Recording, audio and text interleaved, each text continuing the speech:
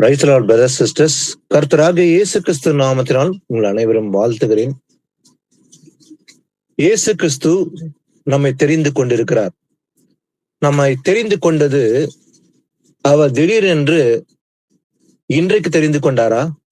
இல்ல, அவர் தம்முடைய தீர்மானத்தின்படி உலகம் தோற்றத்துக்கு முன்பே நம்மை தெரிந்து கொண்டிருக்கிறாராம். இன்னைக்கு நாம பார்க்கிற படிப்பினை இயேசு கிறிஸ்துவுடைய அவருடைய முன் அறிவின்படி நம்மை முன் குறித்திருக்கிறார். இந்த 6000 வருஷ காலகட்டத்தை இயேசு கிறிஸ்து முன்னமே முன் குறித்திருக்கிறாராம். இந்த 6000 வருஷ காலத்தில் நடக்க போற எல்லாவற்றையும் இயேசு கிறிஸ்து முன்னமே அறிந்திருக்கிறார்.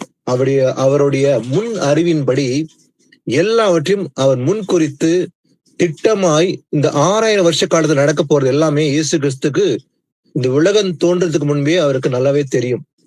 இன்னைக்கு நாம என்ன செய்ய போகிறோம்? இந்த காலகட்டத்துல நம்ம இயேசுவை விசுவாசிக்குவோமா விசுவாசிக்க மாட்டோமா என்பது அவருக்கு இன்னைக்கல்ல, இந்த உலகம் தோன்றதுக்கு முன்பே அவர் நம்மை அறிந்திருக்கிறாராம். அவருடைய முன் அறிவின்படி எல்லாவற்றையும் அவர் முன் குறித்து அவர் அறிந்திருக்கிறாராம். அப்போ இந்த 6000 வருஷ காலத்துல முடிவுல நடக்க போற காரியமானாலும் சரி, இடைப்பட்ட காலத்துல நடந்தாலும் சரி, இல்ல 6000 வருஷம் முடிந்து பிறகு அவருடைய ராஜ்யம் வரப்போகிறது, இது எல்லாமே அவரு முன் அறிந்திருக்கிறாராம். தேவன் எல்லாவற்றையும் முன் அறிந்து அவர் எல்லாவற்றையும் முன் குறித்திருக்கிறாராம்.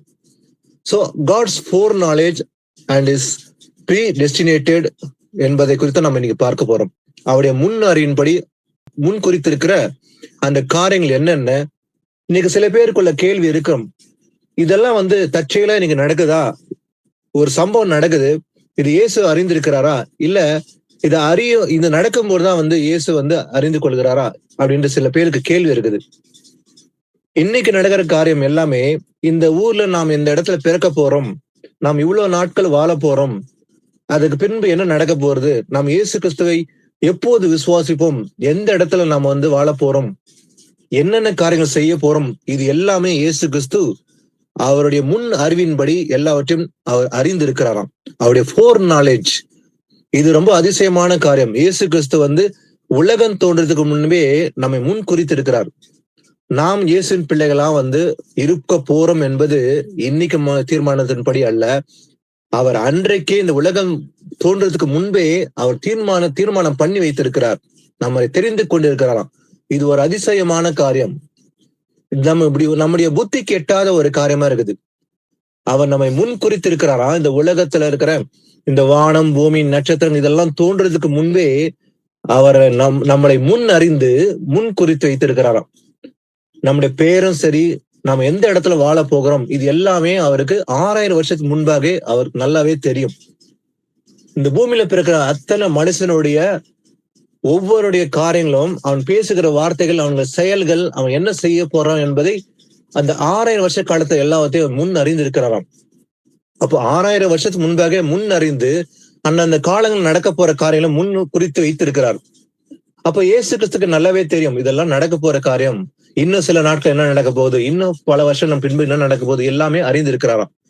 இப்போ நாம இது குறித்து நம்ம வசன நிமித்தமாக நம்ம ஆராய்ந்து பார்ப்போம். அவருடைய முன் அறிவின்படி எப்படி நம்ம தெரிந்திருக்கிறார். ஏற்கனவே இந்த படிப்பினை சில மாதங்களுக்கு முன்பாக அருமை சகோதரன் இந்த படிப்பினையை ஆவியான துணையோடு எடுத்தார். நம்ம இன்னும் கொஞ்சம் ஒரு வித்தியாசமான கோணத்துல இதை நம்ம ஆராய்ந்து பார்க்கலாம்.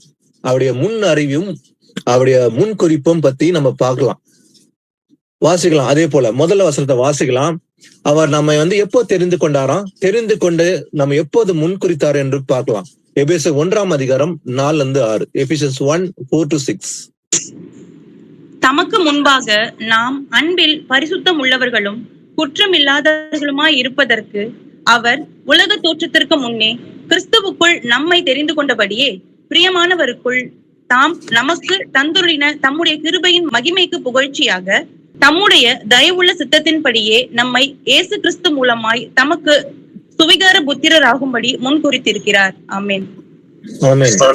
எவ்வளவு அருமையான ஆண்டவர், அவர் நம்மை முன் குறித்திருக்கிறாராம். பாருங்க, தமக்கு முன்பாக நாம் அன்பிலே பரிசுத்தம் உள்ளவர்களும் அதே போல குற்றம் இல்லாதவர்களும் இருப்பதற்கு இன்னைக்கு நாம அவருடைய அன்பில பரிசுத்தமுள்ளவர்களாக மாறி குற்றமில்லாத இருக்க வேண்டும் என்பது அவர் சித்தம். எப்போதான் அவர் உலக தோற்றத்துக்கு முன்பே கிறிஸ்துவுக்குள் நம்மை தெரிந்து கொண்டபடியே. அப்ப நம்ம எப்படி தெரிந்து கொண்டாரா? எப்போதான் இந்த உலகம் தோன்றதுக்கு முன்பே நம்ம தெரிந்து கொண்டிருக்கிறாராம். என்னுடைய பேரும், நான் எங்க பிறக்க போறேன், என்ன செய்ய போகிறேன் என்பதை அவர் முன்னமே தெரிந்து கொண்டு அதே போல குறித்திருக்கிறார். எப்போது உலக தோற்றத்துக்கு முன்பே நாம் அன்பில பரிசுத்தம் உள்ளவர்களும் குற்றம் இல்லாத இருக்கணும் என்பதற்காக இன்னைக்கு அவர் உலக தோற்றத்துக்கு முன்பே அவரை நம்ம தெரிந்து கொண்டபடியே, அதே போல தம்முடைய கிருபையின் மகிழ்ச்சிக்கு புகழ்ச்சியாக, மகிமைக்கு புகழ்ச்சியாக தம்முடைய தயவுள்ள சித்தத்தின்படி, அவருடைய சித்தத்தின்படி நம்ம இயேசு கிறிஸ்து மூலமாய் தமக்கு ஸ்வீகார புத்திரராகும்படி முன் குறித்திருக்கிறார்.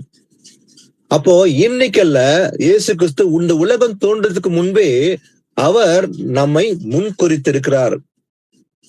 அப்போ 6000 வருஷம் முன்பாகவே இயேசு கிறிஸ்து நம்மை அறிந்து, நம்ம தெரிந்து கொண்டு நம்மை முன் குறித்திருக்கிறாராம். அவருடைய முன் அறிவின்படி, அவருடைய ஃபோர் நாலேஜ்ல நம்மை தெரிந்து கொண்டு நம்மை அதே போல முன் குறித்திருக்கிறார். எதற்காக?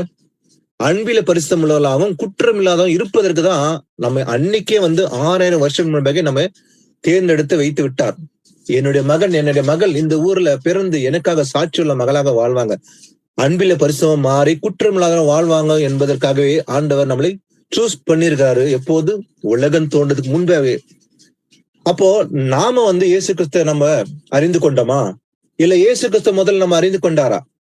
முதல்ல யாரு நம்ம சூஸ் பண்ணாரு? வாசிக்கலாம். யோவான் 15:16 இயேசு கிறிஸ்து கூறுகிற வார்த்தையை பார்க்கலாம்.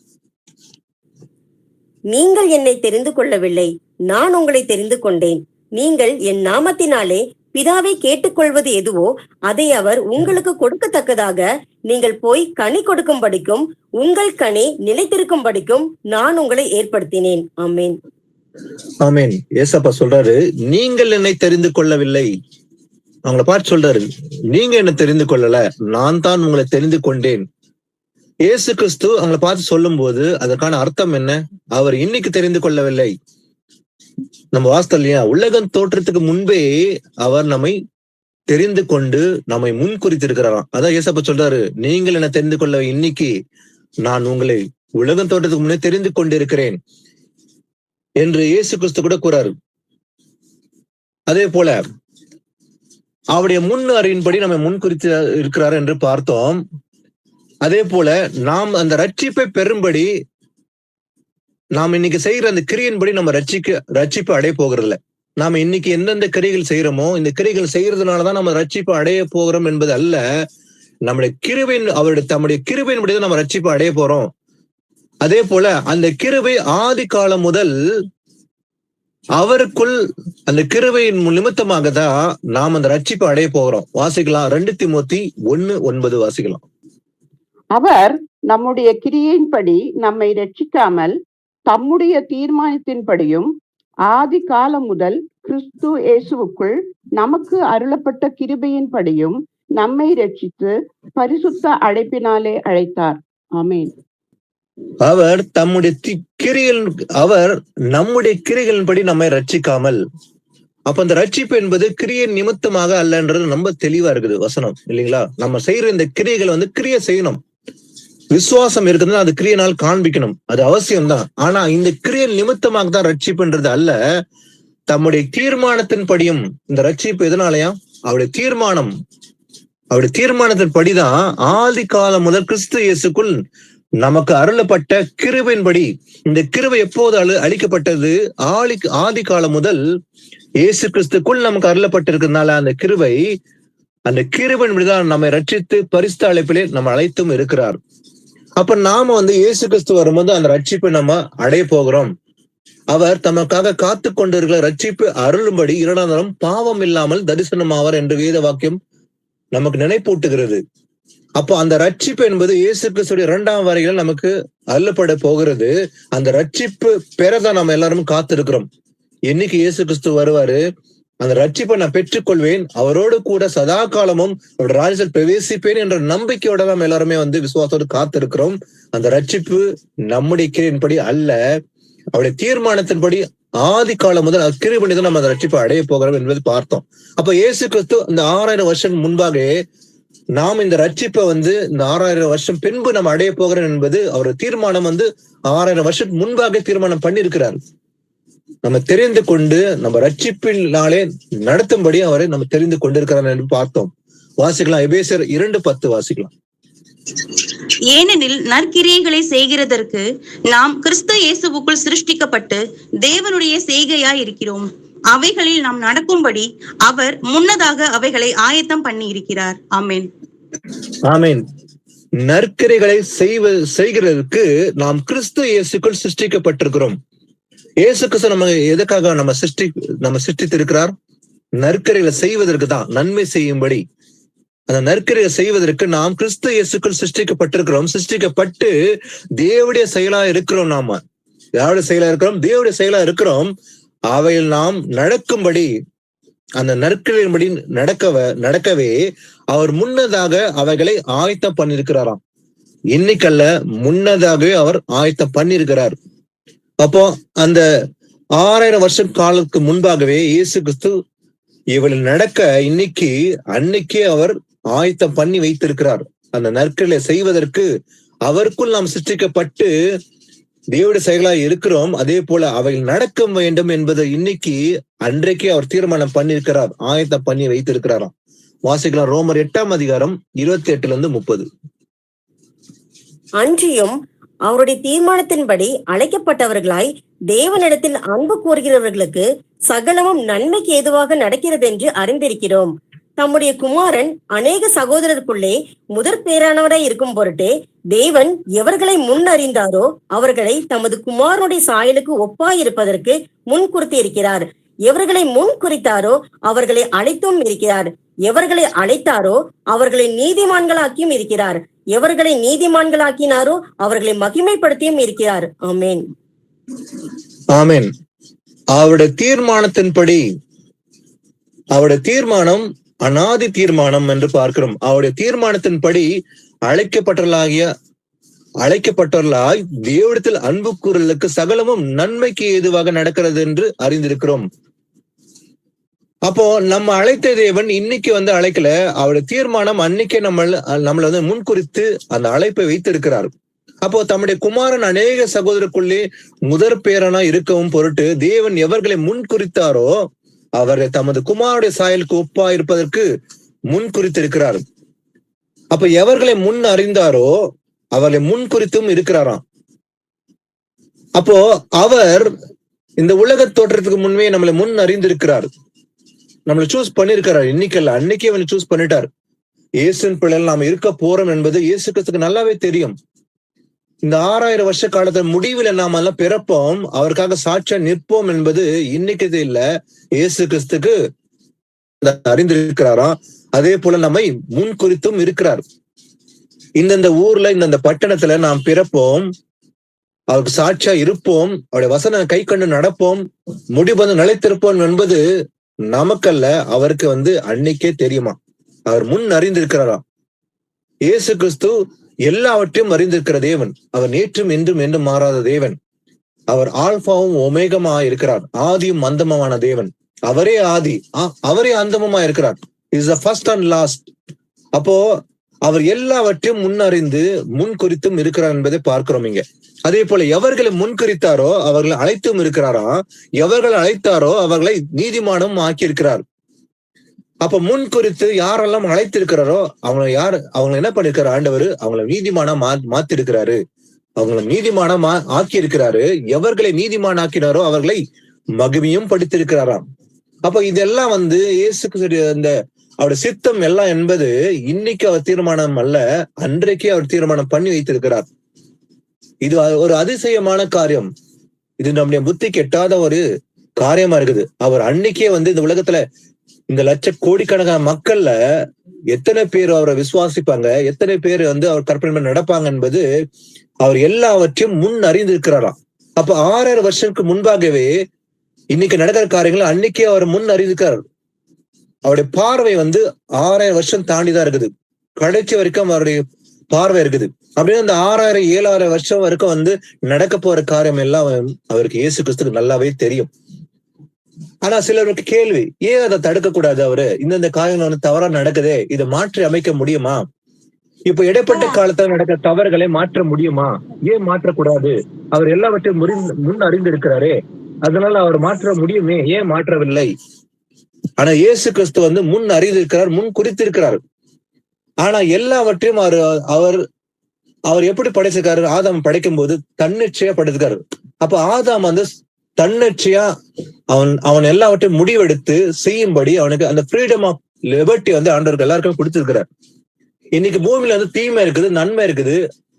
தீமை வெறுத்து நன்மை பின்பற்றுவது நம்முடைய கடமை. இயேசு கிறிஸ்து வந்து தடுக்க போறல. இடையில வந்து நாம தீமையை எடுக்கிறோமா இல்ல நன்மையை வந்து தேர்ந்தெடுக்கிறோமா என்பது நம்ம தான் முடிவு பண்ணணும். நமக்கு முன்பாக இந்த உலகத்துல தீமையான காரியமும் இருக்குது, நன்மையான காரியமும் இருக்குது. ஆனா நன்மை என்ன என்று நமக்கு அறிவித்திருக்கிறேன் என்று வேத வாக்கியம் கூறுகிறது. மனுஷனே நன்மை என்னவென்று நமக்கு அறிவித்திருக்கிறாராம். அப்போ நம்ம அறிந்ததுனால அந்த நன்மையை தேர்ந்தெடுப்பது நம்முடைய கடமை. இயேசு கிறிஸ்து வந்து நம்ம தீர்மையை தேர்ந்தெடுக்க போகும்போது வந்து தடுக்க போறல. நமக்கு வந்து சுதந்திரம் இருக்குது, லிபர்ட்டி, ஃப்ரீடம் ஆஃப் லிபர்ட்டி தான் நம்ம படைச்சிருக்கிறார். அப்ப இயேசு கிறிஸ்து வந்து அப்பப்போ வந்து நம்ம தடுக்க போறல. ஆனா நாம வந்து நன்மை அறிந்து அந்த நன்மையின்படி நடக்க வேண்டும் என்பது அவருடைய தீர்மானம். அவர் நம்ம அழைத்திருக்கிறாரு. ஆனா நாம தான் அதை நடக்க வேண்டும். அந்த ஃப்ரீடம் நமக்கு இருக்குது. அந்த ஃப்ரீடம் அத்தாரிட்ட எதற்கு யூஸ் பண்றோம்? துர்க்கிரைக்கா இல்ல நன்மைக்கா என்பது நாம தான் முடிவு பண்ணணும். ஆதாம படைக்கும் போது கூட ஆண்டவர் வந்து அந்த சுதந்திரத்தை ஆதாம கொடுத்தார். ஒரு பொம்மையை போல ஆதாம படைக்கல. தன்னச்சையா முடிவெடுக்க ஆதாமுக்கு சுதந்திரம் கொடுத்தாரு. அதனால அந்த பழத்தை சாப்பிடக்கூடாதுன்னு ஆண்டவர் கட்டளை போட்டாரு. அந்த கட்டளைக்கு கீழ்ப்படியது ஆதாமுடைய கடமையா இருந்தது. ஆண்டவர் நல்லவே தெரியும் ஆதாம் வந்து தப்பு செய்ய போறானா செய்ய மாட்டானு. ஆண்டவர் தடுத்துக்க முடியும். ஆனா ஆண்டவர் வந்து அப்படி செய்யல. அப்ப ஆண்டவர் மனுஷனை படிக்கும் போது அந்த ஃப்ரீடம் கொடுத்துதான், அந்த சுதந்திரம் கொடுத்து தன்னிச்சையா முடிவெடுக்கிற அந்த ஞானத்தையும் கொடுத்து இருக்கிறார். அப்ப ஒவ்வொரு மனுஷனுக்கும் ஞானம் உண்டு. நான் நன்மையை பின்பற்ற வேண்டுமா தீமையை பின்பற்ற வேண்டுமா என்பது ஒவ்வொரு மனுஷனும் வந்து அது நன்றாக அறிந்திருக்கிறானா. அப்ப தீமை வெறுத்து நன்மை பின்பற்றுறது நம்முடைய கடமை. அப்ப இயேசு கிறிஸ்து முன்னுமே அறிந்திருக்கிறார். அந்த 6000 வருஷ கடத்த தீமையான காரியங்கள் செய்கிறார்கள் யாரு, எப்படி என்ன செய்வாங்க? நாவில் சொல் வருவதற்கு முன்பே நான் அறிந்திருக்கிறேன்னு ஏசப்பா சொல்றாரு இல்லையா? வாசிக்கலாம். 139வது சங்கீதம் 15-16.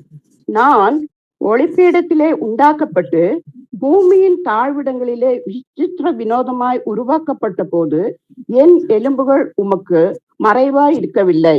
என் கருவை உம்முடைய கண்கள் கண்டது. என் அவயவங்களில் ஒன்றாகிலும் இல்லாத போதே அவைகள் அனைத்தும் அவைகள் உருவேற்படும் நாட்களும் உமது புஸ்தகத்தில் எழுதியிருக்கிறது. ஆமேன். ஆமேன். ஒருவன் மாத்திரமல்ல, அத்தனை பெயர்களும் ஜீவ புஸ்தகம் எழுதப்பட்டிருக்குது.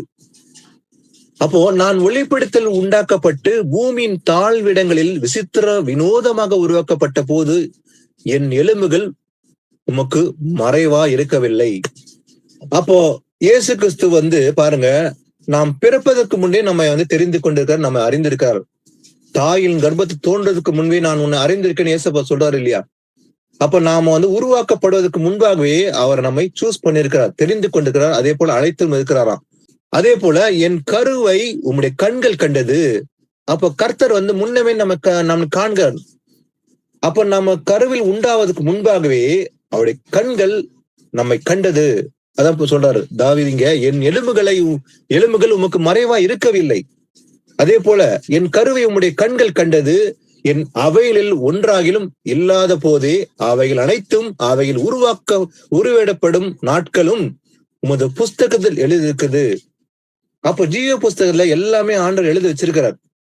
இந்த ஊர்ல இந்த நாள்ல வந்து நாம் பிறக்க போறோம், எத்தனை நாட்கள் வந்து பூமியில இருக்க போறோம், என்னென்ன செய்ய போகிறோம், நன்மை செய்யுமா தீமை செய்யுமா, கர்த்தருடைய வசனத்தை கீழ்ப்படி நடப்போமா மாட்டோமா, அவருடைய விசுவாசம் நடப்போமா இல்லையா என்பது அவர் முன்னமே அறிந்திருக்கார். அந்த ஜீவ புஸ்தகம் நம்முடைய பெயர்கள் எழுதப்பட்டிருக்கலாம். அதே போல எரேமியா பார்த்து சொல்லும் போது கூட, எரேமியா பார்த்து நான் முன்னமே உன்னை அறிந்திருக்கேன், முன் குறித்திருக்கேன் என்று எரேமியா பார்த்து சொல்ற அந்த வசனத்தை வாசிக்கலாம். எரேமியா 1 அதிகாரம் 4-5. கர்த்தருடைய வார்த்தை எனக்கு உண்டாகி அவர், நான் உன்னை தாயின் வயிற்றில் உருவாகும் முன்னே உன்னை அறிந்தேன். நீ கர்ப்பத்திலிருந்து வெளிப்படும் முன்னே நான் உன்னை பரிசுத்தம் பண்ணி உன்னை ஜாதிகளுக்கு தீர்க்கதரிசியாக கட்டளையிட்டேன் என்று சொன்னார். ஆமென். ஆமென். பாருங்க, கர்த்தருடைய வார்த்தை எனக்கு உண்டாகி அவர் ஜெரமியா பார்த்து ஆண்டவர் சொல்றாரு. என்ன சொல்றாரு பாருங்க, நான் உன்னை தாயின் வயிற்றில் உருவாக்கும் முன்னே உன்னை அறிந்தேன். இது அதிசயமான காரியம் இல்லைங்களா? அப்போ ஒரு மனுஷன் பிறப்பதற்கு முன்பாக அவர் அறிந்திருக்கிறாராம். பிறக்க போறான் என்பது அவர் முன்னமே அவருடைய முன் அறிவின்படி அவர் அறிந்திருக்கிறார். அவருடைய ஃபோர் நாலேஜ்ல அவருக்கு நல்லாவே தெரியும். அதனால வசனம் சொல்லுது, நான் உன்னை தாயின் வயிற்றில் உருவாக்கும் முன்னே உன்னை அறிந்தேன். அப்போ உருவாவதற்கு முன்பே அவர் நம்ம அறிந்திருக்கிறார். ஒருவன் மாத்திரமல்ல, அத்தனை பேரும் நம்ம எல்லாரையும் அறிந்திருக்கிறார் ஆண்டவர். அப்போ நீ கர்ப்பத்தில் இருந்து வெளிப்படும் முன்னே நான் உன்னை பரிசுத்தம் பண்ணி உன்னை ஜாதிகளுக்கு தீர்க்கதரிசியாக கட்டளை இட்டேன் என்று சொன்னார். அப்போ எரேமியா ஆண்டவர் அவரை சூஸ் பண்ணது இன்றைக்கு செய்கிற காரியம் அல்ல, திடீர்னு எடுத்த முடிவல்ல. அவர் முன்னமே அறிந்திருந்து முன் குறித்து இருக்கிறார். அவர் முன்னமே அறிந்திருக்கிறார். எரேமியா என்ற ஒரு தீர்க்கதரிசி பிறக்க போறான், அவனை அதே போல ஜாதிகளுக்கு தீர்க்கதரிசியாக நான் கட்டளையிடுவேன் என்று தீர்மானம் பண்ணியிருக்கிறார் ஆண்டவர் முன்னமே. அப்ப வானமும் பூமியும் நட்சத்திரங்களும் படைப்பதற்கு முன்பாகவே இயேசு கிறிஸ்து முன் குறித்திருக்கிறார் எரேமியாவை. அதே போல உன்னை ஜாதிகளுக்கு தீர்க்கதரிசியாக கட்டளை இடுவேன், கட்டளை இட்டேன் என்று சொன்னார் ஆண்டவர் இல்லைங்களா? அப்ப நீ கர்ப்பத்தில் இருந்து வெளிப்படும் முன்னே நான் உன்னை பரிசுத்தம் பண்ணுவேன், ஜாதிகளுக்கு தீர்க்கதரிசியை ஏற்படுத்தேன்னு சொல்லி ஆண்டவர் எரேமியா தேர்ந்தெடுத்தது திடீர்னு எடுத்த முடிவல்ல. இது 6000 வருஷ காலத்துக்கு முன்பாகவே அவர் தேர்ந்தெடுத்து முடிவு பண்ணியிருக்கிறார். தீர்மானத்தின்படி, அவர் முன் அறிவின்படி தீர்மானம் பண்ணியிருக்கிறார். இவன் ஒரு தீர்க்கதரிசியை நான் ஏற்படுத்துவேன், அவனை பரிசுத்தம் பண்ணி ஜாதிகளுக்கு தீர்க்கதரிசியை ஏற்படுத்துவேன் என்பது அவருடைய சித்தம். அதனாலதான் எரேமியா முன் குறித்திருக்கிறார் என்று பார்க்கிறோம். வாசிகள ரோமர் 11ஆம் அதிகாரம் 1-5. இப்படி இருக்க தேவன் தம்முடைய ஜனங்களை தள்ளிவிட்டாரோ என்று கேட்கிறேன். தள்ளிவிடவில்லையே. நானும் ஆபிரகாமின் சந்ததியிலும் பென்யமீன் கோத்திரத்திலும் பிறந்த இஸ்ரவேலன். தேவன் தாம் முன்னறிந்து கொண்ட தம்முடைய ஜனங்களை தள்ளிவிடவில்லை. எலியாவை குறித்து சொல்லிய இடத்தில் வேதம் சொல்லுகிறதை அறியீர்களா?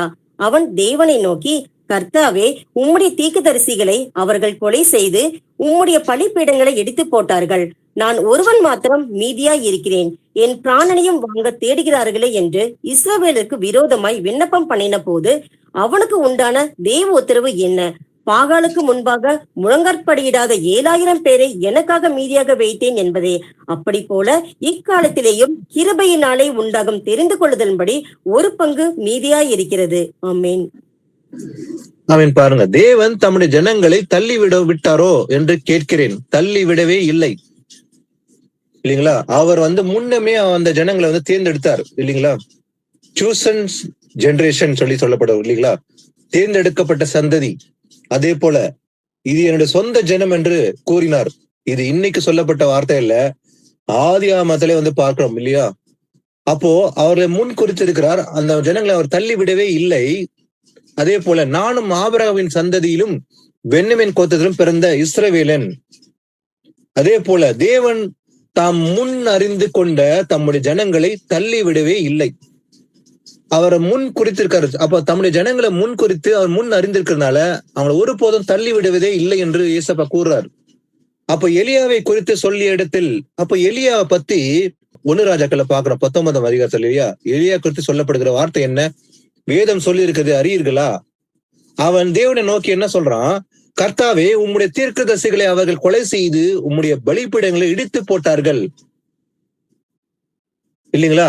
அதனால எலியா சொல்றான், உம்முடைய தீர்க்கதரிசியை கொலை செய்து உம்முடைய பலிபீடங்களை இடித்து போட்டார்கள், ஆனா நான் ஒருவன் மாத்திரம் மீதியா இருக்கிறேன், என் பிராணனையும் வாங்க தேடுகிறார்களே என்று இஸ்ரேலுக்கு விரோதமாக விண்ணப்பம் பண்ணின போது அவனுக்கு உண்டான தேவ உத்தரவு என்ன? எல்லா தீர்க்கதரிசியும் கொலை செய்து விட்டார்கள். எலியா மாத்திரம் தப்பித்து இருக்கிறான். அவன் தப்பித்து வேற பட்டணத்துக்கு ஓடுகிறான். அப்போ அவன் விண்ணப்பம் செய்யும் போது ஆண்டவர் என்ன சொல்றார் பாருங்க, பாகாலுக்கு முன்பாக முழங்கால் படியிடாத 7000 பேரை எனக்கு மீதியா வைத்தேன். இது ஆண்டவருக்கு முன்னுமே தெரியுமா தெரியாதா? கண்டிப்பா ஆண்டவர் தெரியும். அது முன்னுமே கொடுத்திருக்கிறாராம். ஆனா எலியாவுக்கு தெரியாது. எல்லாருமே செத்து போயிட்டாங்க, எல்லாரும் வெட்டி போட்டுட்டாங்க, ஆனா நான் ஒருவர் மாத்திரமா ஒருத்தர் தான் தப்பித்து இருக்கிறேன். என்று அவன் சொல்லும் போது ஆண்டவர் சொல்றாரு, பாகாலுக்கு முன்பாக முழங்கால் படியாத, அந்நிய தேவர்கள் வணங்காத, கர்த்தருக்கு மட்டுமே தலை வணங்குகிற 7000 பேர், எத்தனை பேரா? 7000 பேரை எனக்காக மீதியாய் வைத்திருக்கிறேன் என்பதே என்று ஆண்டவர் கூறும்போது, அப்படி போல இக்காலத்திலையும் அதே போல கிருபையினாலே உண்டாகும் தெரிந்து கொள்ளின்படியே ஒரு பங்கு மீதியா இருக்கிறது. இன்னைக்கு இஸ்ரேல் மக்கள் இயேசு கிறிஸ்து அறியாததான் இருக்கிறாங்க இன்னைக்கு, இல்லைங்களா? சுவிசேஷம் அவர்கள் ஏற்றுக்கொள்ளாதனால அன்னைக்கு அப்போஸ்தலர்கள் அதே போல அப்போஸ்தலர்கள் சீஷர்கள் சுவிசேஷம் அறிவித்த போது அவங்களை ஏற்றுக்கொள்ள மனதில்லாமல் கடினப்படுத்தினார்கள் யூதர்கள். அது முதற்கொண்டு சுவிசேஷம் புறஜாதிக்கு போயிடுச்சு இல்லையா? அப்போ அந்த புறஜாதியின் நிமித்தமாக இன்னைக்கு ரட்சிப்பு வருது.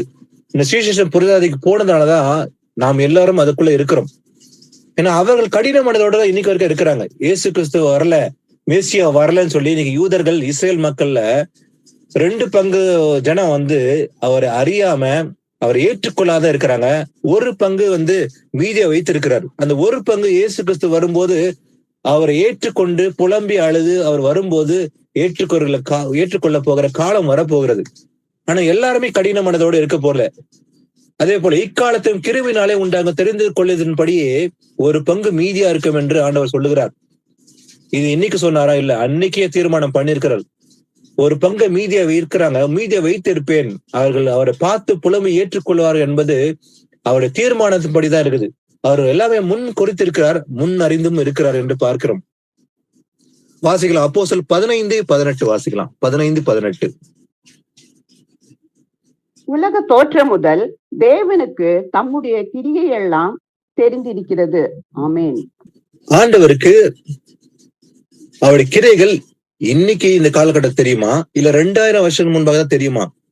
பாருங்க, உலக தோற்றத்துக்கு முதல் தேவனுக்கு தம்முடைய கிரியை எல்லாம் தெரிந்திருக்கிறதாம். அப்போ தம்முடைய கிரைகளை இன்னைக்கல்ல, இந்த உலகம் தோன்றதுக்கு முன்பே அவர் தம்முடைய கிரைகளை தெரிந்திருக்கிறாராம் அவரு. அப்போ இந்த காலகட்டத்தில் நடக்கிற எல்லா சம்பவங்களும், அந்த கிரைகள் எல்லாமே அவர் இந்த உலகம் தோன்றதுக்கு முன்பாகவே அவர் எல்லாமே அறிந்திருக்கிறார். அவருடைய தீர்மானத்தின்படிதான் எல்லாமே நடக்குது இல்லையா? அப்ப இன்னைக்கு திடீர்னு நடக்கிற காரியம் இல்ல, இன்னைக்கு அவர் எடுக்கிற முடிவும் அல்ல, அவர் தீர்மானம் அநாதி தீர்மானமா இருக்குது. அப்ப மனுஷ ஜாதி எல்லாம் ஒரே ராத்திரி தோன்ற பண்ணி பூமி மீதெங்கும் குடியிருக்க செய்யறது அவருடைய தீர்மானம், முன் தீர்மானம் படி இருக்குது. வாசிக்கலாம், அப்போஸ்தலர் 17:26 வாசிக்கலாம். மனுஷ ஜாதியான சகல ஜனங்களையும் அவர் ஒரே இரத்தத்தினாலே தோன்ற பண்ணி பூமியின் மீதெங்கும் குடியிருக்க செய்து முன் தீர்மானிக்கப்பட்ட காலங்களையும் அவர்கள் குடியிருப்பின் எல்லைகளையும் குறித்திருக்கிறார். ஆமென். மனுஷ ஜாதியான சகல ஜனங்களையும், இந்த பூமியில பிறந்திருக்கிற அத்தனை ஜனங்களையும், ஒவ்வொரு மனுஷனும் அவர் பார்வைக்கு மறைவானது ஒன்றுமே இல்லை என்று வேதம் கூறுகிறது. அவருடைய பார்வைக்கு மறைந்து ஒருவன் ஒளித்துக் கொள்ள முடியாது. எல்லாமே வெளியரங்கமா இருக்கிற பார்வைகள் இல்லைங்களா? அப்ப ஒவ்வொரு மனுஷனும் சகல ஜனங்களையும் அவர் ஒரே ரத்தத்தினாலே தோன்ற பண்ணி, ஒரே ராத்திரியினாலே தோன்ற பண்ணி பூமி மீதெங்கும் குடியிருக்க செய்து முன் தீர்மானிக்கப்பட்ட காலங்களையும், அப்போ தீர்மானிக்கப்பட்ட காலம் என்று எப்போது முன்னமே தீர்மானித்து இருக்கிறாராம். அப்ப முன் தீர்மானிக்கப்பட்ட காலங்களையும் அவர் குடியிருப்பின் எல்லைகளையும் அவர் குறித்திருக்கிறார். அது எப்போது? இன்னைக்கு ஏத்த தீர்மானம் அல்ல, அன்றைக்கே, எப்போது உலகம் தோன்றதுக்கு முன்பாகவே அவர் முன் குறித்திருக்கிறார். அவருடைய தீர்மானத்தின்படிதான் காலங்களையும் அவர் குடியிருப்பின் எல்லைகளையும். அப்ப இந்தந்த காலத்துல இந்தந்த மக்கள் குடியிருப்பார்கள், இந்தந்த தேசங்கள் தோன்றும், இதுல ராஜாக்கள் யார ஆள போகிறார்கள், எந்தெந்த ராஜாக்கள் வருவார்கள் என்பது அவர் முன்னமே அறிந்து முன் குறித்திருக்கிறார். அதன் எல்லைகளை கூட குறித்திருக்கிறார். அப்ப இஸ்ரேல் தேசம் அவர் முன்னமே அறிந்திருக்கிறார். கானான் தேசத்தை அவர் சொல்றாரு, ஆபிரகாமுக்கு, ஈசாக்கு, யாக்கோபு அதாவது வாக்குத்தத்தம் பண்றாரு இல்லைங்களா? அதை சுதந்திரத்துக் கொள்வார்கள் என்று அந்த எல்லையை குறித்து கூட சொல்றாரு. அந்த எல்லையை முன் குறித்திருக்கிறார் ஆண்டவர். இன்னைக்கு இஸ்ரேல் தேசம் ஒரு சின்ன தேசமா தான் இருக்குது. ஆனா இது பழைய தேசமா இல்ல. இன்னைக்கு ஆக்கிரமிக்கு, அதாவது புறஜாதி ஜனங்கள் அநேகர் அதை ஆக்கிரமித்து கொண்டு இஸ்ரேல் தேசம் ஒரு சிறு நாடாதான் இருக்குது இன்னைக்கு. ஆனா இஸ்ரேல் தேசம் ஒரு பெரிய நாடா இருக்க போகுது. வர காலகட்டத்துல அதை சுதந்திரிப்பார்கள் என்று வாக்குத்தத்தம் பண்ணபடியே நிறைவேறும் காலகட்டம் வரப்போகுது. அப்போ அல்ல, இஸ்ரேல் தேசம் கானான் தேசம் சுதந்திரித்து அவர் ராஜ்யத்துல அது பெரிய தேசமா மாறப்போகிறது. இது எல்லாமே அவர் முன் தீர்மானத்தின்படிதான் இருக்குது. அப்ப காலங்களும் அவர்களின் குடியிருப்பின் எல்லைகளையும் அவர் குறித்திருக்கிறார். அப்போ இந்த பட்டணத்துல குடியிருப்பு அந்த எல்லைகளை குறித்து அவர் இன்னைக்கு தீர்மானம் பண்ணல, அவர் அநாதி ஸ்நேகதா தீர்மானம் பண்ணியிருக்கிறார். அதே போல வாசிக்கலாம். அதே போல உபாகம் 32:8 கூட வாசிக்கலாம். அதே போல 32:8. உன்னதமானவர் ஜாதிகளுக்கு சுதந்திரங்களை பங்கிட்டு ஆதாமின் புத்திரரை வெவ்வேறாக பிரித்த காலத்தில் இஸ்ரவேல் புத்திரருடைய தொகைக்கு தக்கதாய் சர்வ ஜனங்களின் எல்லைகளை திட்டம் பண்ணினார். ஆமென். பாருங்க, ஆண்டவர் திட்டம் பண்ணிருக்கிறாராம். பாருங்க, உன்னதமானவர் ஜாதிகளுக்கு சுதந்திரங்களை பங்கிட்டு ஆதாமின் புத்திரரை வெவ்வேறாய் பிரித்த காலத்திலே இஸ்ரவேல் புத்திரருடைய தொகைக்கு தக்கதாய். அப்ப இஸ்ரேல் புத்திரருடைய தொகை எவ்வளவு இருக்குன்னு அவர் நல்லாவே தீர்மானம் பண்ணியிருக்கிறாரு. தொகைக்கு தக்கதாய் சர்வ ஜனங்களின் எல்லைகளை திட்டம் பண்ணினார். அவர் திட்டம் பண்றது இதுக்கு முன்பாக திட்டம் பண்ணிருக்கிறார். இன்னைக்கு தீர்மானம் பண்ணல, இன்னைக்கு திட்டம் பண்ணல, அவர் முன்னமே திட்டம் பண்ணி இஸ்ரேல் ஜனத்துடைய புத்திரருடைய தொகையை கூட தீர்மானம் பண்ணி அதனுடைய எல்லைகைய திட்டம் பண்ணியிருக்கிறார் ஆண்டவர் முன்பே. அப்ப இந்த காலகட்டத்துல இஸ்ரேல் மக்கள் இயேசு அறிந்திருக்கிறாங்களா, ஏற்றுக்கொள்வார்களா, மாட்டார்களா என்பது இன்னைக்கு நடக்கிற சம்பவம் எல்லாமே அவர் முன்னமே அறிந்திருக்கிறார். அப்ப எத்தனை பங்கு இயேசு ஏற்றுக்கொள்வாங்க அது கூட முன்னமே அறிந்திருக்கிறார் இல்லையா? 2 பங்கு கைவிடப்படுவாங்க, 1 பங்கு மீதியா இருப்பாங்க, அவங்க ஏற்றுக்கொள்ளப்படுவார்கள் என்று ஜக்கரியால கூட பாக்குறோம். தீர்க்கதரிசனம் நிறைவேற போற தீர்க்கதரிசனம் 14ஆம் அதிகாரத்துல 2 பங்கு அளிக்கப்பட்டு 1 பங்கு இயேசு ஏற்றுக்கொள்ள போகிற ஒரு தீர்மானம் இன்னைக்கு செய்ததல்ல, அன்னைக்கு தீர்மானம் பண்ணியிருக்கிறார். அப்ப இஸ்ரேல் மக்கள் எத்தனை பேர் ரட்சிக்கப்படுவார்கள் என்பது அவருடைய முன் தீர்மானத்தின்படி, அவர் முன் அறிவின்படி அவர் அறிந்திருக்கிறார் ஆண்டவர். வாசிக்கலாம். ஏசாயா 46ஆம் அதிகாரம் 9-11. முன்பே பூர்வ காலத்தில் நடந்தவைகளை நினையுங்கள். நானே தேவன், வேறொருவரும் இல்லை. நானே தேவன், எனக்கு சமானம் இல்லை. அந்தத்தில் உள்ளவைகளை ஆதி முதற்கொண்டும் இன்னும் செய்யப்படாதவைகளை பூர்வ காலம் முதற்கொண்டும் அறிவிக்கிறேன். என் ஆலோசனை நிலை நிற்கும். எனக்கு சித்தமானவைகளை எல்லாம் செய்வேன் என்று சொல்லி உராஞ்சுகிற ஒரு பட்சியை கிழக்கில் இருந்தும் என் ஆலோசனை நிறைவேற்றும் மனுஷனை தூர தேசத்தில் இருந்தும் வரவழைக்கிறவராய் இருக்கிறேன். அதை சொன்னேன், அதை நிறைவேற்றுவேன், அதை திட்டம் பண்ணினேன், அதை செய்து முடிப்பேன். ஆமேன். ஆமேன். பாருங்க, முந்தி பூர்வ காலத்தில் நடந்தவர்களை நினையுங்கள். என்ன நடந்தா? நானே தேவன், வேறு ஒருவரும் இல்லை. நானே தேவன், எனக்கு சமமானம் இல்லை. அப்போ ஆதி காலம் முதல் நமக்கு எத்தனை தேவன் உண்டு? ஒரே தேவன் தான் இல்லைங்களா? அந்த தேவன் தான் இயேசு என்ற பெயர்ல 2000 வருடங்கள் முன்பாக மாம்சத்தில் பூமியில வெளிப்பட்டார். அந்த ஒரே தேவன் மாம்சம் வெளிப்பட்டார். அவர்தான் இயேசு கிறிஸ்து. நமக்காக பாடுகள் அனுபவித்து மரித்து உயிர் தெழுந்து பரலோகத்துக்கு ஏறி போனார். மறுபடியும் அப்படியே வருவன் என்று சொன்னவர் அந்த ஒரே தேவன். நானே தேவன், எனக்கு சமானம் இல்லை. அதே போல அந்தத்தில் உள்ளவர்களை ஆதி முதற்கொண்டும் இன்னும் செய்யப்படாதவர்களை பூர்வ காலம் முதற்கொண்டும் அறிவிக்கின்றேன். அப்போ ஆண்டவர் ஒரு காரியத்தை அறிவிக்கிறாரா, நடக்க போற காரியத்தை அவர் பூர்வ காலம் முதற்கொண்டு அறிவிக்கிறேன்னு சொல்றார் ஆண்டவர் இல்லையா? இன்னும் செய்யப்படாதவர்களை. அப்போ அவர் இன்னும் நடக்க வேண்டிய காரியங்களை முன்னமே அறிவிக்கிறாராம். அப்போ அந்த 6,000 வருஷ கடைசியில 3ஆம் உலக போர் இயேசு கிறிஸ்து வருவார் என்பதை இன்னைக்கு தீர்மானம் பண்ணி அவர் முன் அறிந்து அறிவிக்கல. அவர் முன் அறிந்து 6,000 வருஷம் முன்பாகவே அவர் தீர்மானம் பண்ணிக்கிறார், அறிவிக்கிறாராம். அப்ப அன்னைக்கு அறிவிக்கப்பட்டது இன்னைக்கு நடக்குது.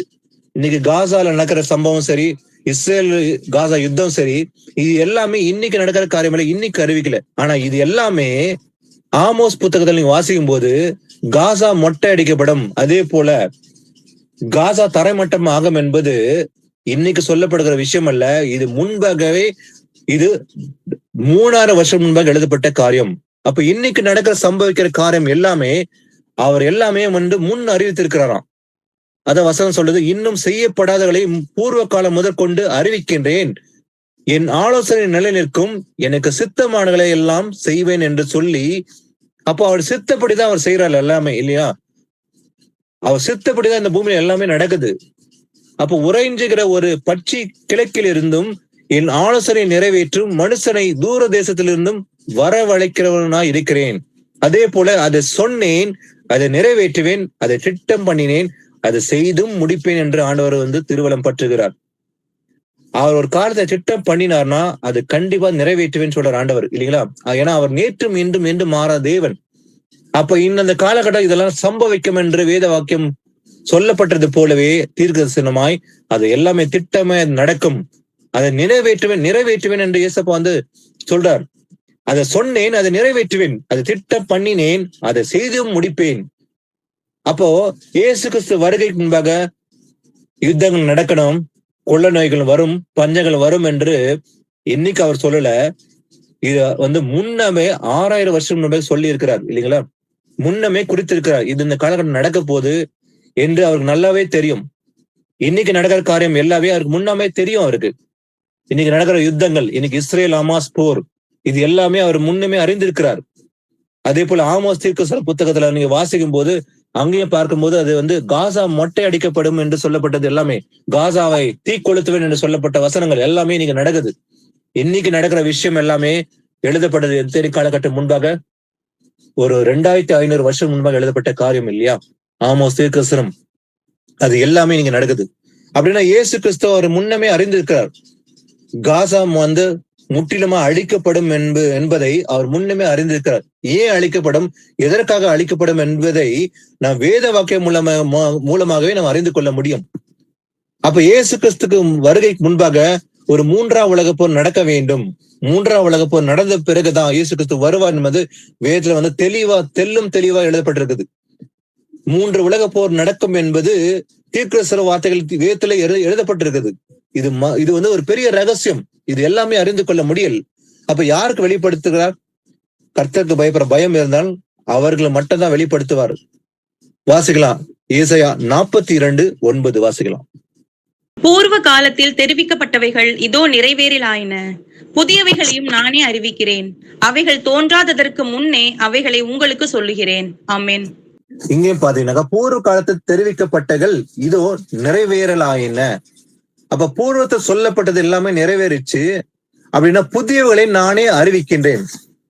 அப்போ இந்த தீர்க்கதரிசன வசனங்கள் சொல்லிக் கொண்டிருக்கும் போது இந்த வார்த்தைகள் ஆண்டவர் சொல்றாரு, அது பூர்வத்துல தெரிவிக்கப்பட்டவைகள் எல்லாமே அது நிறைவேறிற்று, அதே போல புதியவர்களையும் நான் அறிவிக்கிறேன்னு சொல்லி ஏசப்பா சொல்றாரு. அப்ப இயேசு கிறிஸ்துவின் பிறப்பு கூட ஏசாயா தீர்க்கதரிசி மூலமாக வெளிப்படுத்தப்பட்டது.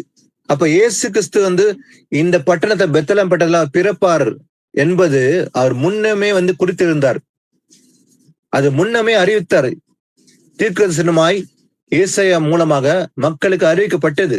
ஏன்னா அவர் முன் தீர்மானம். அது அவர் பூமியில பிறப்பார், பாடுகள் அனுபவிப்பார், மரிப்பார், உயிர்த்தெழுந்து பரலோகத்து ஏறி போறார் என்பது அவர் எல்லாமே முன் தீர்மானப்பட்டகள். அதே போல புதியவர்களை நான் அறிவிக்கின்றேன், அவைகள் தோன்றாததுக்கு முன்பே அவைகளை உங்களுக்கு சொல்லுகிறேன். அப்ப புதிய காரியத்தை ஆண்டவர் அறிவிக்கிறாராம். அந்த அறிவிக்கிற காரியம் எல்லாம் புதிது. அதே போல அந்த காரியங்கள் எல்லாமே தோன்றதுக்கு முன்பாகவே அவைகளுக்கு உனக்கு சொல்லுகிறேன். அப்ப கர்த்தர் யாருக்கு இதை அறிவிக்கிறார்? இந்த ரகசியங்களை யாரெல்லாம் கர்த்தருடைய வசந்த கீழ்ப்படி நடந்து கர்த்தருக்கு பயப்பட பயம் இருந்தால் அவர்கள் மட்டுமே இந்த ரகசியத்தை அறிந்து கொள்ள முடியும். வாசிக்கலாம், அப்போஸ்தலர் 2ஆம் அதிகாரம் 22-24. இஸ்ரவேலரே, நான் சொல்லும் வார்த்தைகளை கேளுங்கள். நீங்கள் அறிந்திருக்கிறபடி நசரேயனாகிய இயேசுவை தேவன் உங்களுக்குள்ளே பலத்த செய்கைகளையும் அற்புதங்களையும் அடையாளங்களையும் நடப்பித்து அவைகளினாலே அவரை உங்களுக்கு வெளிப்படுத்தினார். அப்படியிருந்தும் தேவன் நிர்ணயித்திருந்த ஆலோசனைப்படியையும் அவருடைய முன் அறிவின்படியையும் ஒப்பு கொடுக்கப்பட்ட அந்த இயேசுவை நீங்கள் பிடித்து அக்கிரமக்காரருடைய கைகளினாலே சிலுவையில் ஆணியடித்து கொலை செய்தீர்கள். தேவன் அவருடைய மரண உபாதிகளின் கட்டை அவிழ்த்து அவரை எழுப்பினார். அவர் மரணத்தினால் கட்டப்பட்டிருக்க கூடாதிருந்தது. ஆமென். பேதுரு பிரசங்கம் பண்றார், ஆவியில நிறந்து என்ன சொல்றாரு பாருங்க. இஸ்ரவேலரே, நான் சொல்லும் வார்த்தைகளை கேளுங்கள். நீங்கள் அறிந்திருக்கிறபடி நசரேயனாகிய இயேசுவை கொண்டு தேவன் உங்களுக்குள்ளே பலத்த செய்களையும் அற்புதங்களையும் அடையாளங்களையும் நடப்பித்து அவைகளினாலே அவர் உங்களுக்கு வெளிப்படுத்தினார் அல்லவா? அப்படி இருந்தும் கூட தேவன் நிர்ணயித்திருந்த, அவர் நிர்ணயம் பண்ணின அந்த ஆலோசனைப்படியே அவருடைய முன் அறிவின்படியும் ஒப்பு கொடுக்கப்பட்ட அந்த இயேசுவை நீங்கள் பிடித்து அப்ப இயேசு கிறிஸ்து வந்து சிலுவையில வந்து அறையப்படுவாரு, அவர் ஒப்பு கொடுக்கப்படுவாரு என்பது அவர் தீர்மானமா இருக்குதான். பாருங்க, தேவன் நிர்ணயித்திருந்த ஆலோசனை படியே, அதே போல அவருடைய முன் அறிவின் படியே, அவருடைய ஃபோர் நாலேஜ்னால ஒப்பு கொடுக்கப்பட்டு அந்த இயேசுவை நீங்கள் பிடித்து என்ன பண்ணீங்க? அக்கிரமக்காரருடைய கைகளினாலே சிலுவையில் ஆணி அடித்து கொலை செய்தீர்கள் அல்லவா? அதே போல தேவன் அவருடைய மரண உபாதிகளின் கட்டை அவிழ்த்து அவரை எழுப்பினார். அவர் மரணத்தினால் கட்டப்பட்டு இருக்க கூடாது இருந்தது. இது எல்லாமே வந்து தீர்மானம் பண்ணிருக்கிறார் ஆண்டவர் அவருடைய முன் அறிவின்படி. அதான் வாசிக்கிறோம். பேதுரு சொல்றாரு, நீங்கள் அறிந்திருக்கிறபடி நசரேயனாக இயேசுவை கொண்டு தேவன் உங்களுக்கு பலத்த செய்களை அற்புதம் செய்தார். அது தேவன் நிர்ணயித்திருந்த ஆலோசனை.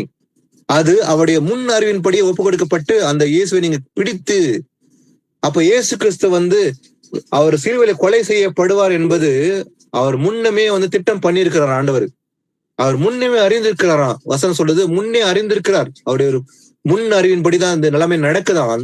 அதான் பேதுரு வந்து அங்க உரைக்கிறார். அதே போல இன்னொரு வசனம் வாசிக்கலாம். அப்போஸ்தலர் 3:18 அதே போல வாசிக்கலாம். 3:18. கிறிஸ்து பாடுபட வேண்டும் என்று தேவன் தம்முடைய தீர்க்கதரிசிகள் எல்லாருடைய வாக்கிலும் முன்னறிவித்தவைகளை இவ்விதமாய் நிறைவேற்றினார். ஆமென். பாருங்க, அதே போல இங்கேயும் பாக்குறோம், கிறிஸ்து பாடுபட வேண்டும் என்று தேவன், இயேசு கிறிஸ்து இந்த பூமியில மனுஷனாக தோன்றி அவர் பாடு அனுபவிக்க வேண்டும் என்பது தம்முடைய தீர்மானத்தின்படிதான் இருக்குது இல்லையா? தம்முடைய தீர்க்கதரிசிகள் எல்லோருடைய வாக்கினாலும் முன் அறிவித்தவைகளை இவ்விதமாய் நிறைவேறினர். அப்போ ஏசாயா மூலமாக சொல்லப்பட்டது இதெல்லாம் நடக்குது என்று இங்கே வந்து பார்க்கணும். அப்போஸ்தலர் கூறுகிறது என்ன? அவர் வந்து சொல்லப்படியே அவருடைய தீர்மானத்தின்படியே எல்லாமே நடக்குது இல்லைங்களா? ஆனபடியினால் கர்த்தருடைய கிறிஸ்து பாடுபட வேண்டும் என்று தேவன் தம்முடைய தீர்க்கதரிசிகளுடைய வாக்கினாலும், அப்ப ஏசாயா மூலமா அவருடைய வாக்கின் அவங்க மூலமா தான் சொன்னாரு, சொல்லப்பட்டது நிறைவேறுது. முன் அறிவித்தவர்களை அப்ப முன்னமே அறிவித்திருக்கிறார் இல்லையா? இயேசு கிறிஸ்து இந்த பூமியில வந்து பாடு அனுபவிக்க வேண்டும், அவர் சிலுவையில வந்து ரத்தம் சிந்த வேண்டும், அவர் மரித்து உயிர்த்தெழ வேண்டும். இது எல்லாமே வந்து தீர்க்கதரிசி மூலமாக அறிவிக்கப்பட்டது. முன் அறிவின்படி அவர் முன் அறிவித்திருக்கிறார் ஆண்டவர். அந்த முன் அறிவித்த காரியங்கள் எல்லாமே இது நடப்பிக்கிற காலகட்டம். அப்போ அதே போல நடந்தது என்று பார்க்கிறோம். நாம இன்னைக்கு ஒரு வார்த்தை பேசுறோம், நாம என்ன பேசுறோம் என்று கர்த்தருக்கு தெரியுமா தெரியாதா? கண்டிப்பா தெரியும். வாசிக்கலாம். 139 சங்கீதம் 4 வசனத்தை வாசிக்கலாம். என் நாவில் சொல் பிறவாவதற்கு முன்னே இதோ கர்த்தாவே அதையெல்லாம் நீர் அறிந்திருக்கிறீர். ஆமென். என் நாவில் சொல் பிறவாதத்துக்கு முன்னே, அப்ப என் நாக்குல வந்து ஒரு வார்த்தை வரப்போகுது. அந்த வரத்துக்கு முன்பாக கர்த்தாவே அதையெல்லாம் நீர் அறிந்திருக்கிறீர். அப்ப நாம என்ன பேச போறோம் என்பதை கர்த்தருக்கு தெரியுமா தெரியாதா? கண்டிப்பா தெரியும். இன்னைக்கு நான் வசனம் பேச போறேனா இல்லையா, இல்ல வந்து வீண் கதைகளை பேச போறேனா என்பதை கர்த்தர் நல்லாவே அறிந்திருக்கிறாராம். அதான் நல்லா வந்து தெளிவா இருக்குது. கர்த்தாவே அதை எல்லாம் நீர் அறிந்திருக்கிறீர். அப்போ நம்ம வாயினால் என்னென்ன பேச போறோம் என்பதை கர்த்தர் முன்னமே அறிந்திருக்கிறார். ஆனா சில பேருக்குள்ள கேள்வி, கர்த்தர் அறிந்திருக்கிறார் இல்லையா, ஏன் அதை தடுக்க கூடாதா? கர்த்தர் ஏன் தடுக்கணும்? அதை நம்ம தான் வந்து கீழ்ப்படியணும் இல்லையா? கீழ்ப்படிதல் நமக்கு கூடியது. அப்ப கர்த்தர் எல்லாமே வந்து படைக்கும் போது தன்னிச்சையா வந்து முடிவு எடுக்கும்படி நமக்கு வந்து ஃப்ரீடம் ஆஃப் லிபர்ட்டி கொடுத்துக்கிறார். நம்ம வந்து பேசினா நன்மையும் பேசலாம், தீமையும் பேசலாம். இந்த ரெண்டுமே நம்ம வாயில தான் இருக்குது இல்லையா? நம்ம பேசினா வசனம் பேசலாம், இல்ல தகாத காரியங்களும் பேச முடியும். ஆனா பேசக்கூடாது என்று வேத வாக்கியம் எச்சரிக்கிறது. அப்போ நம்ம எதை பேசணும் என்று ஆண்டவர் கத்துக் கொடுத்துக்கிறார் இல்லையா? அப்ப அதை முடிவு செய்யறது நம்ம தான். இதயத்தில் நிறைவால் வாய் பேசும். அப்ப நம்ம இருதயம் என்ன நிறைஞ்சிருக்குதோ அதுதான் வாய் பேச போகுது. அப்ப நம்ம இருதயம் என்ன நிறைஞ்சிருக்குது கர்த்தருக்கு நல்லாவே தெரியும். நம்முடைய சிந்தனைகளை அவர் அறிந்திருக்கிறாரா? இன்னொரு வசனம் வாசிக்கலாம். எபிரேயர் 4:13 வாசிக்கலாம். அவருடைய பார்வைக்கு மறைவான சிருஷ்டி ஒன்றுமில்லை, சகலமும் அவருடைய கண்களுக்கு முன்பாக நிர்வாணமாயும் வெளியரங்கவுமாய் இருக்கிறது. அவருக்கே நாம் கணக்கு ஒப்புவிக்க வேண்டும். ஆமென். அவருடைய பார்வைக்கு மறைவான சிருஷ்டி ஒன்றுமே இல்லை. அவருக்கு மறைஞ்சு, அவருடைய பார்வைக்கு மறைஞ்சு ஒழித்துக் கொள்ள கூடிய காரியம் எதனா இருக்கு அந்த பூமியில பாத்தீங்கன்னா ஒண்ணுமே கிடையாது. அப்ப எங்க ஒளிந்து கொண்டாலும் அவர் வந்து நம்மளை பார்க்கிறாரு. நாங்க மறைந்து கொள்கிற இடமே கிடையாது அந்த பூமியில. ஏன்னா அவருடைய பார்வைக்கு மறைவான சிருஷ்டி ஒன்றுமே இல்லை, சகலமும் அவருடைய கண்களுக்கு முன்பாகவும் நிர்வாணமாயும் வெளியரங்கமாய் இருக்கிறது. அப்போ சகலமும் இந்த பூமியில இருக்கிற எல்லாமே அவர் கண்களுக்கு மறைவா ஒண்ணுமே இல்ல, நிர்வாணமா இருக்குதான், வெளியரங்கமா இருக்குது கண்களுக்கு முன்பாக. அவருக்கே நாம் என்ன பண்ணோம்? கணக்கு ஒப்புவிக்க வேண்டும். அப்ப நான் இன்னைக்கு ஒரு மறைஞ்சு ஒரு காரியத்தை செய்தால், ஒரு மறைஞ்சு ஒரு வார்த்தையை பேசினால் என் அந்தரங்கத்தை கூட அது கர்த்தருக்கு தெரியுமா தெரியாதா? கண்டிப்பா தெரியும். ஏன்னா அவர் பார்வைக்கு மறைவான சிருஷ்டி ஒன்றுமே இல்லை என்று வேத வாக்கியம் கூறுகிறது. அவருடைய கண்கள் எல்லாருமேலும் நோக்கமா இருக்குது, அவருடைய பார்வை எல்லாருமேலும் இருக்குது, எங்கேயும் ஒளிந்து கொள்ள முடியாது.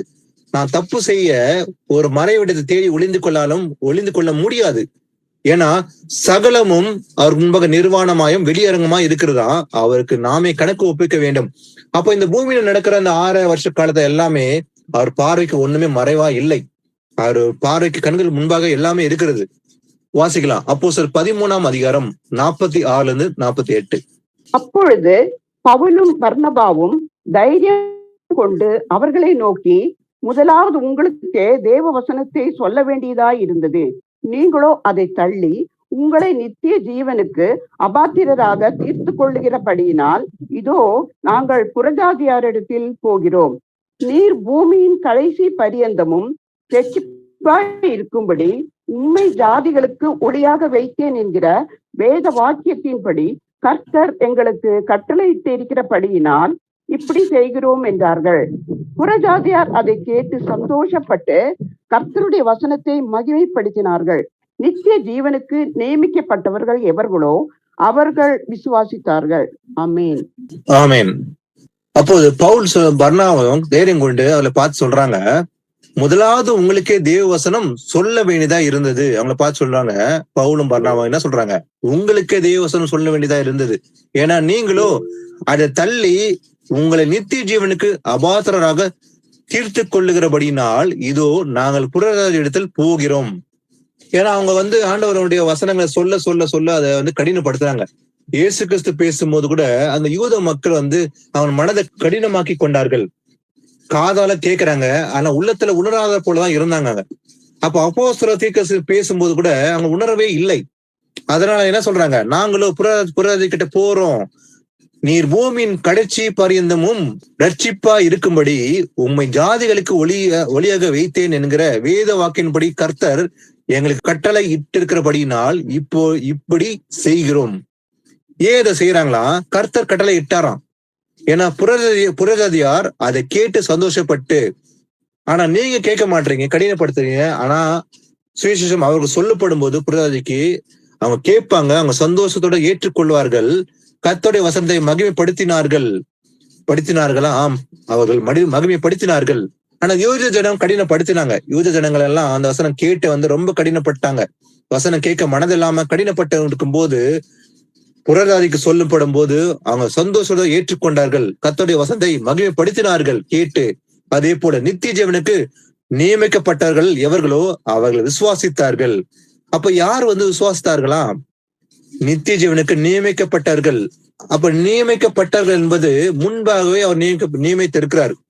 அப்ப இன்னைக்கு நித்திய ஜீவன் அடைய போகிறது என்பது நம்முடைய தீர்மானமும் நம்முடைய சித்தமே இல்லை, அவருடைய சித்தம் தான், அவருடைய தீர்மானம் தான்.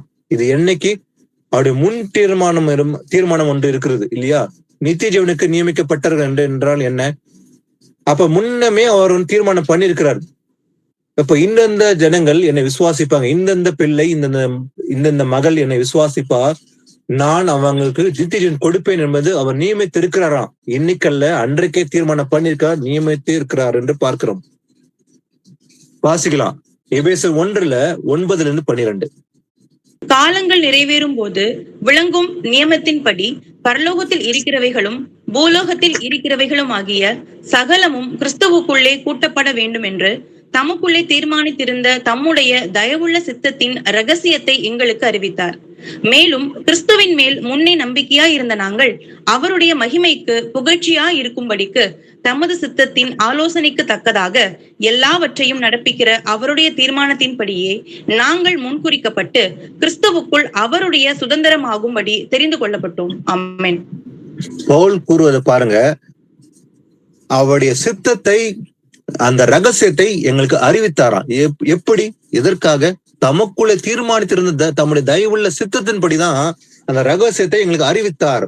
அப்ப அந்த ரகசியம் என்பது எல்லோருமே அறிந்து கொள்ளுடைய ஒரு விஷயமே அல்ல. அப்ப வேதத்தை நன்றாக ஆராய்ந்து பார்க்கிறோம். எனக்கு புரியல சில பேர் சொல்லுவாங்க, இந்த பைபிளை நல்லா 10 தடவை படிச்சம்பா, ஆனா எனக்கு புரியல என்றால் அப்போ அது யாருடைய தப்பு? அவருடைய தப்பு தான். அப்போ யாருடைய உதவி தேவை? ஆவியானவரோட உதவி தேவை. அப்ப வேதத்தை அறிந்து கொள்ள என் மனக்கல் திறக்கப்பட, எனக்கு அந்த ரகசியத்தை அறிந்து கொள்ள எனக்கு எது வேணும்? ஆவியானவர் துணை வேண்டும், ஆவியின் கனிகள் வேண்டும் எனக்கு. அப்ப தேவன் அந்த ரகசியத்தை யாருக்கு வெளிப்படுத்துறார்? அவருக்கு பயந்தவர்கள் தான் அந்த ரகசியத்தை வெளிப்படுத்துன்னு சொல்றாரு இல்லைங்களா சங்கீதத்துல. அப்போ தமக்குள்ளே தீர்மானித்திருந்த நம்முடைய தயவு சித்தத்தின்படி அப்போ அந்த ரகசியத்தை நமக்கு அறிவிக்க வேண்டும் என்பது தீர்மானித்திருந்தார். அப்போதே அந்த தயவு சித்தத்தின்படிதான் அந்த ரகசியத்தை நமக்கு அறிவிக்கிறேன்னு சொல்றாரு. அப்ப மேலும் கிறிஸ்துவின் மேல் முன்னே நம்பிக்கையா இருந்த நாங்கள் அவருடைய மகிமைக்கு புகழ்ச்சியா இருக்கும்படிக்கு தமது சித்தத்தின் ஆலோசனைக்கு தக்கதாக, அவருடைய சித்தத்தின் ஆலோசனை தக்கதாக எல்லாவற்றையும் நடப்பிக்கிற அவருடைய தீர்மானத்தின்படியே. அப்ப எல்லாவற்றையும் நடப்பிக்கிற தேவன் ஒருவர் தான். அவருடைய தீர்மானத்தின்படிதான் நாங்கள் முன்குறிக்கப்பட்டு, அப்ப முன்குறிக்கப்பட்டது பவுல் சொல்றாரு, நாங்க முன்குறிக்கப்பட்டது எப்போது? அவருடைய தீர்மானத்தின்படி முன்குறிக்கப்பட்டு இருக்கிறோம். கிறிஸ்துவுக்குள் அவருடைய சுதந்திர ஆகும்படி தெரிந்து கொள்ளப்பட்டோம். அப்போ நம்மள கூட ஆண்டவர் தெரிந்து கொண்டிருக்கிறாராம். எப்போது? அவருடைய தீர்மானத்தின்படிதான் நம்ம முன்குறித்து தெரிந்தெடுத்து அவர் தீர்மானத்தின்படிதான் நம்ம முன்குறித்திருக்கார். இதற்காக கிறிஸ்துவுக்குள் அவருடைய சுதந்திரம் ஆகும்படி நம்மளை தெரிந்து கொண்டிருக்கிறார். இப்போதல்ல, அநாதி சிநேகத்தினால் உலகம் தோன்றதுக்கு முன்பே நம்ம தெரிந்து கொண்டிருக்கிறார் ஆண்டவர். வாசிக்கலாம். இந்த தேவடைய ராஜ்யம் பத்தி நம்ம எல்லாமே தெரியல, ஊமையில பார்த்திருப்போம். அநேக ஊமைகளை பத்தி தேவடைய ராஜ்யம் குறித்து நம்ம நன்றாக அறிந்திருக்கிறோம் இல்லையா? அப்போ அந்த தேவடைய ராஜ்யம் குறித்த உண்மை கொடுத்த மத்த 25ஆம் அதிகாரத்துல, அதாவது வெள்ளாடு செம்மறி ஆடு தீர்ப்பை குறித்து நம்ம நல்லா அறிந்திருக்கிறோம். ஆனா இந்த தேவடைய ராஜ்யம் யாருக்காக நியமித்திருக்காரு, எப்போது என்று நம்ம ஒரு விஷயத்தை அறிந்து கொள்ள வேண்டும். இயேசு கிறிஸ்து வரும்போது கூட அவர் நியாய தீர்ப்பு செய்ய போகிறார். யாருக்கு? கீழ்ப்படியாதவர்களுக்கு அவங்க நியாய தீர்ப்பு கொடுத்து இடது பக்கமா அவர் தள்ள போறார். ஆனா வசனப்படி கை கொண்டு நடந்து கற்பனை கை கொண்டு இருந்தால் அவளை வலது பக்கமா அழைப்பார். வாருங்கள், என் பிதாவினால் ஆசீர்வதிக்கப்பட்ட அழைப்பாராம். வாசிக்கலாம். மத்த 25ஆம் அதிகாரம் 34ஆம் வசனத்தை வாசிக்கலாம்.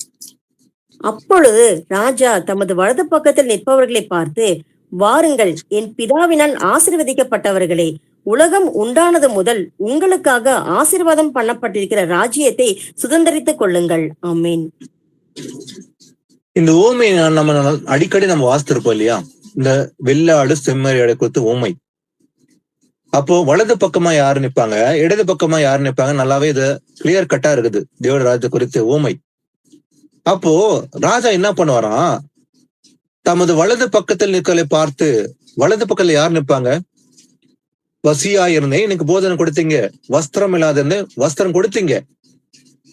காவலில் வைக்கப்பட்டிருந்தேன், என்னை விசாரிக்க வந்தீங்க. அந்நியர இருந்தேன், என்னை சேர்த்து கொண்டீங்க. யார பற்றி சொல்றாரு இது? இந்த சிறியவர்கள் ஒருவனுக்கு எது செய்தீர்களோ அது எனக்கே செய்தீர்கள். அப்போ ஒருத்தன் ஒரு ஏழை மனுஷன் பசியா இருக்கிறானா, அவனுக்கு சாப்பாடு கொடுக்கும் போது யார் கொடுக்கறதா விஷயமா? அது யாரு கொடுக்கப்படுது? கர்த்தர் கொடுக்கிறோம். அப்போ உனக்கு ஒருத்தனுக்கு வஸ்திரமே இல்லாத ஒருத்தன் இருக்கிறான், ஒரு ஏழை, அவனுக்கு வஸ்திரம் கொடுக்கும் போது யார் கொடுக்குறோம்? ஏசப்ப கொடுக்குறோம் நம்ம. அதான் சொல்றாரு. அப்போ அவனை என்ன பண்றாரு, ராஜா தமது வலது பக்கம் நிக்க வைக்கிறார். அப்போ யாரெல்லாம் செய்யறாங்களோ அவனை வலது பக்கமா அழைக்கிறாரு.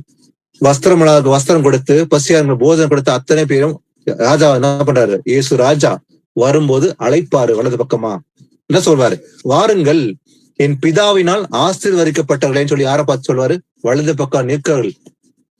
யாரெல்லாம் இந்த காரியங்களை செய்தார்களோ அவளை அழைச்சு சொல்றாரு, உலகம் உண்டானது முதல் உங்களுக்காக ஆயத்தம் பண்ணப்பட்டிருக்கிற ராஜ்யம். அப்போ இந்த தேவட ராஜ்யம் வரப்போகிறது. 1000 வருஷம் அரசாட்சி இந்த பூமியில வரப்போகிறது. இது எப்போது ஆயத்தம் பண்ணாராம்? உலகம் உண்டானது முதல் உங்களுக்காக ஆயத்தம் பண்ணப்பட்டிருக்கிற ராஜ்யம் என்று இயேசப்பா சொல்றாரு இல்லைங்களா? அதை சுதந்திரித்துக் கொள்ளுங்கள்.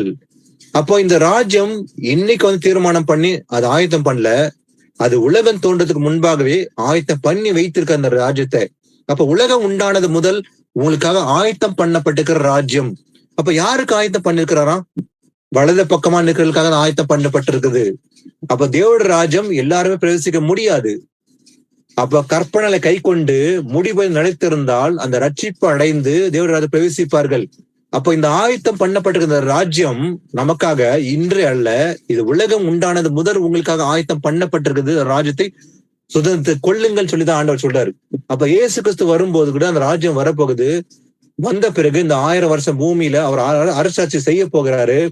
இந்த அரசாட்சி செய்ய போற அந்த காலகட்டம் எல்லாமே, அந்த ராஜ்யம் எல்லாமே, அதுக்குள்ள பிரவேசிக்க போற அத்தனை பேருமே அவர் எல்லாமே அவரு இந்த உலகம் உண்டாததுக்கு முதற்கொண்டே ஆயத்தம் பண்ணி அதை சுதந்திரத்தை கொள்ளும்படிதான் தீர்மானம் பண்ணி இருக்கிற ஆண்டவர். வாசிக்கலாம், சங்கீதம் 78:2 வாசிக்கலாம். என் வாயை உவமைகளால் திறப்பேன், பூர்வ காலத்து மறைபொருள்களை வெளிப்படுத்துவேன். ஆமென். பாருங்க, இது தீர்க்க தரிசனமாக சொல்லப்படுகிற ஒரு வார்த்தை. என் வாயை உவமைகளால் திறப்பேன், பூர்வ காலத்து மறைபொருளை வெளிப்படுத்துவேன். அப்ப மறைப்பொருளை அறிந்திருக்கிறவர் யாரு? ஒருவர் தான். மறைப்பொருளை வெளிப்படுத்துவரும் ஒருவர் தான், அவர் தான் ஆண்டவராகிய கர்த்தர். அப்ப பூர்வ காலத்து மறைப்பொருள்களை வெளிப்படுத்துவேன், அதே போல என் வாயை உவமைகளால் திறப்பேன் சொல்லப்பட்டது நிறைவேறிச்சா இல்லையா? மத்தேயு 13:35 வாசிக்கலாம். இவைகளை எல்லாம் இயேசு ஜனங்களோடு உவமைகளாக பேசினார், உவமைகளினாலே அன்றி அவர்களோடே பேசவில்லை. என் வாயை உவமைகளினால் திறப்பேன், உலக தோற்றம் முதல் மறைபொருளானவைகளை வெளிப்படுத்துவேன் என்று தீர்க்கதரிசியால் உரைக்கப்பட்டது நிறைவேறும்படி இப்படி நடந்தது. ஆமென். தீர்க்கதரிசியால் உரைக்கப்பட்டது நிறைவேறினது. சங்கீதம் 72:2 வாஸ்தவம் இல்லைங்களா? அந்த தீர்க்கதரிசனம் நிறைவேறுது இயேசு கிறிஸ்து மூலமாக. என் வாயை உவமைகளினால் திறப்பேன். அப்ப மத்தேயு 13ஆம் அதிகாரத்தை முழுசா நீங்க வாசித்து பாத்தீங்கன்னா தேவட ராஜ்யத்தை குறித்து சொல்லப்படுகிற உவமைகள் அநேகம் இருக்குது. அநேக உவமைகள், அதே கடுகு விதை, அதே போல புளித்த மாவு என்று அநேக உவமைகள் சொல்லப்படுகிற வார்த்தை எல்லாமே இயேசு கிறிஸ்து பேசுகிற உவமைகள் தான். அப்போ உலக தோற்றத்துக்கு முதல் மறைப்பொருளை வெளிப்படுத்துவேன் என்று தீர்க்கதரிசியினால் உரைக்கப்பட்டது. அப்ப மறைப்பொருளை வெளிப்படுத்துகிற யாரு? கர்த்தர் தான். அவர் ஊமையை பேசுறாரு, ஆனா அந்த ஜனங்கள் புரிந்து கொள்ளவே முடியல. ஆனா இன்னைக்கு நாம் புரிந்து கொள்ள முடிகிறதுனா அப்ப எதனால? அவர் தம்முடைய ரகசியத்தை யாருக்கு வெளிப்படுத்துறார்? அவருக்கு பயந்தவர்கள் தான் ரகசியத்தை வெளிப்படுத்துறார். அந்த ஊமையில சொல்லப்படுகிற காரியம் எல்லாமே ஒரு பெரிய ரகசியம் இருக்குது. தேவடைய ராஜ குறித்து சொல்லப்படுகிற இந்த 13ஆம் அதிகாரத்தில் சொல்லப்படுகிற எல்லா வார்த்தைகளும் ஊமைகள், அதுக்குள்ள ஒரு ரகசியமே அடைந்து இருக்குது. ஏன்னா அந்த ஊமையில சொல்லப்படுகிற மறைப்பொருள் எல்லாமே வெளிப்படுத்துவேன்னு சொன்னார் இல்லையா? அது எல்லாமே நமக்கு வெளிப்படுத்துகிறார் ஆண்டவர் இல்லையா? இது எல்லாமே தீர்க்கதரிசி மூலம் உரைக்கப்பட்டது நிறைவேறுது. இது எல்லாமே அவர் திட்டம் பண்ணிருக்கிறார். இப்போதல்ல, அன்றைக்கே தீர்மானம் பண்ணிருக்கிறார். தம்முடைய வாயை உண்மையா திறந்து அந்த மறைப்பொருளை வெளிப்படுத்த என்பது கர்த்தருடைய சித்தமா இருக்குது என்று பார்க்கிறோம். ஆபிரகாம், ஈசாக், யாக்கோபு அவங்களுக்கு ஒரு உடன்படிக்கை ஆண்டவர் செய்கிறார் இல்லையா? நித்திய உடன்படிக்கை என்று பார்க்கிறோம். இந்த உடன்படிக்கை என்பது தேவன் மனுஷனுக்கு செய்கிற உடன்படிக்கை. ஆனா இந்த உடன்படிக்கையை அவர் செய்து அதை நிறைவேற்றி முடிக்கிறேன்னு சொல்லி வாக்குத்தத்தம் பண்ணினார் இல்லையா? இது எல்லாமே வரப்போற காரியங்களை குறித்து முன்பாகவே ஆபிரகாமுக்கு வெளிப்படுத்துறாரு, யாக்கோபு வெளிப்படுத்துறாரு. வாசிக்கலாம், ஆதியாகமம் 17:1-6. ஆபிராம் 99 வயதான போது கர்த்தர் ஆபிராமுக்கு தரிசனமாகி, நான் சர்வ வல்லமையுள்ள தேவன், நீ எனக்கு முன்பாக நடந்து கொண்டு உத்தமனாயிரு, நான் உனக்கும் எனக்கும் நடுவாக என் உடன்படிக்கையை ஏற்படுத்தி உன்னை மிகவும் திரளாக பெருக பண்ணுவேன் என்றார். அப்பொழுது ஆபிராம் முகம் குப்புற விழுந்து வணங்கினான். தேவன் அவனோட பேசி, நான் உன்னோட பண்ணுகிற என் உடன்படிக்கை என்னவென்றால், நீ திரளான ஜாதிகளுக்கு தகப்பனாவாய்.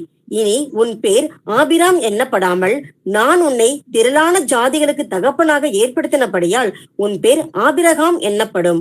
உன்னை மிகவும் அதிகமாய் பழுக பண்ணி உன்னிலே ஜாதிகளை உண்டாக்குவேன், உன்னிடத்திலிருந்து ராஜாக்கள் தோன்றுவார்கள். ஆமென். பாருங்க, ஆண்டவர் ஆபிரகாமுக்கு தரிசனமாகி ஆண்டவர் பேசுறது ஆபிரகாமோட சொல்லும் போது என்ன சொல்றாரு? நான் சர்வ வல்லமுள்ள தேவன், நீ எனக்கு முன்பாக நடந்து கொண்டு உத்தமனா இருக்க வேண்டும், நான் உனக்கு எனக்கும் நடுவாக என் உடன்படிக்கை ஏற்படுத்தி உன்னை மிகவும் திரளாய் பெருக பண்ணுவேன்னு சொல்லி, இது கிட்டத்தட்ட இன்னைக்கு எத்தனை வருஷம் ஆயிருக்குது? கிட்டத்தட்ட 5000 வருஷம் முன்பாக சொல்லப்படுகிற வார்த்தை இல்லையா? ஆபிரகாம் சொன்னார், உடன்படிக்கை பண்ணார், பெருக பண்ணுவேன்னு சொன்னார் ஆண்டவர். அதே போல ஆபிரகாம் முகம் குப்புற விழுந்து வணங்கின போது தேவன் அவனோட பேசி, நான் உன்னோட பண்ணுகிற என் உடன்படிக்கை என்னன்னாக்கா, நீ திரளா ஜாதிகளுக்கு தகப்பன் ஆவாய், அநேக ஜனங்களுக்கு தகப்பன ஆவாய். அது எப்படி இருக்கும்? கடல் மண்ணை போல் இருக்கும், நட்சத்திரங்கள் போல் இருக்கும் என்று ஆண்டவர் வாக்கு பண்ணார். அப்ப இனி உன் பேர் ஆபிராம் என்று சொல்லப்படாம நான் உன்னை திரளா ஜாதிக்கு தகப்பனாக ஏற்படுத்தினபடியால் உன் பேர் இனிமே எப்படி இருக்க போகுது? ஆபிரகாம் என்று எண்ணப்படும் என்று ஆண்டவர் சொன்னபடியே உன்னை மிகவும் அதிகமாய் பழக பண்ணி உன்னிலே ஜாதிகளை உண்டாக்குவேன், உன்னிடத்திலிருந்து ராஜாக்கள் தோன்றுவார்கள் என்று சொல்லப்பட்டதுக்கும் நிறைவேறதுக்கும் அநேக ஆயிரம் வருடங்கள் கடந்து நிறைவேறினது இல்லையா? அவர் சொன்னார், இந்த வாக்குத்தத்தம் பண்ணாரு ஆபிரகாமுக்கு. அதே போல யாக்கோபுக்கு அது நினைப்பூட்டுகிறார், அதே போல ஈசாக்குக்கும் நினைப்பூட்டுகிறார் அந்த வாக்குத்தத்தத்தை. அது நிறைவேற காலகட்டம் பாத்தீங்கன்னாக்கா அது கிட்டத்தட்ட சில ஆயிரம் வருஷம் பின்புதான் நடக்குது. இது குறித்து யாக்கோபு கூட ஒரு வாக்குத்தத்தம் பண்றார்.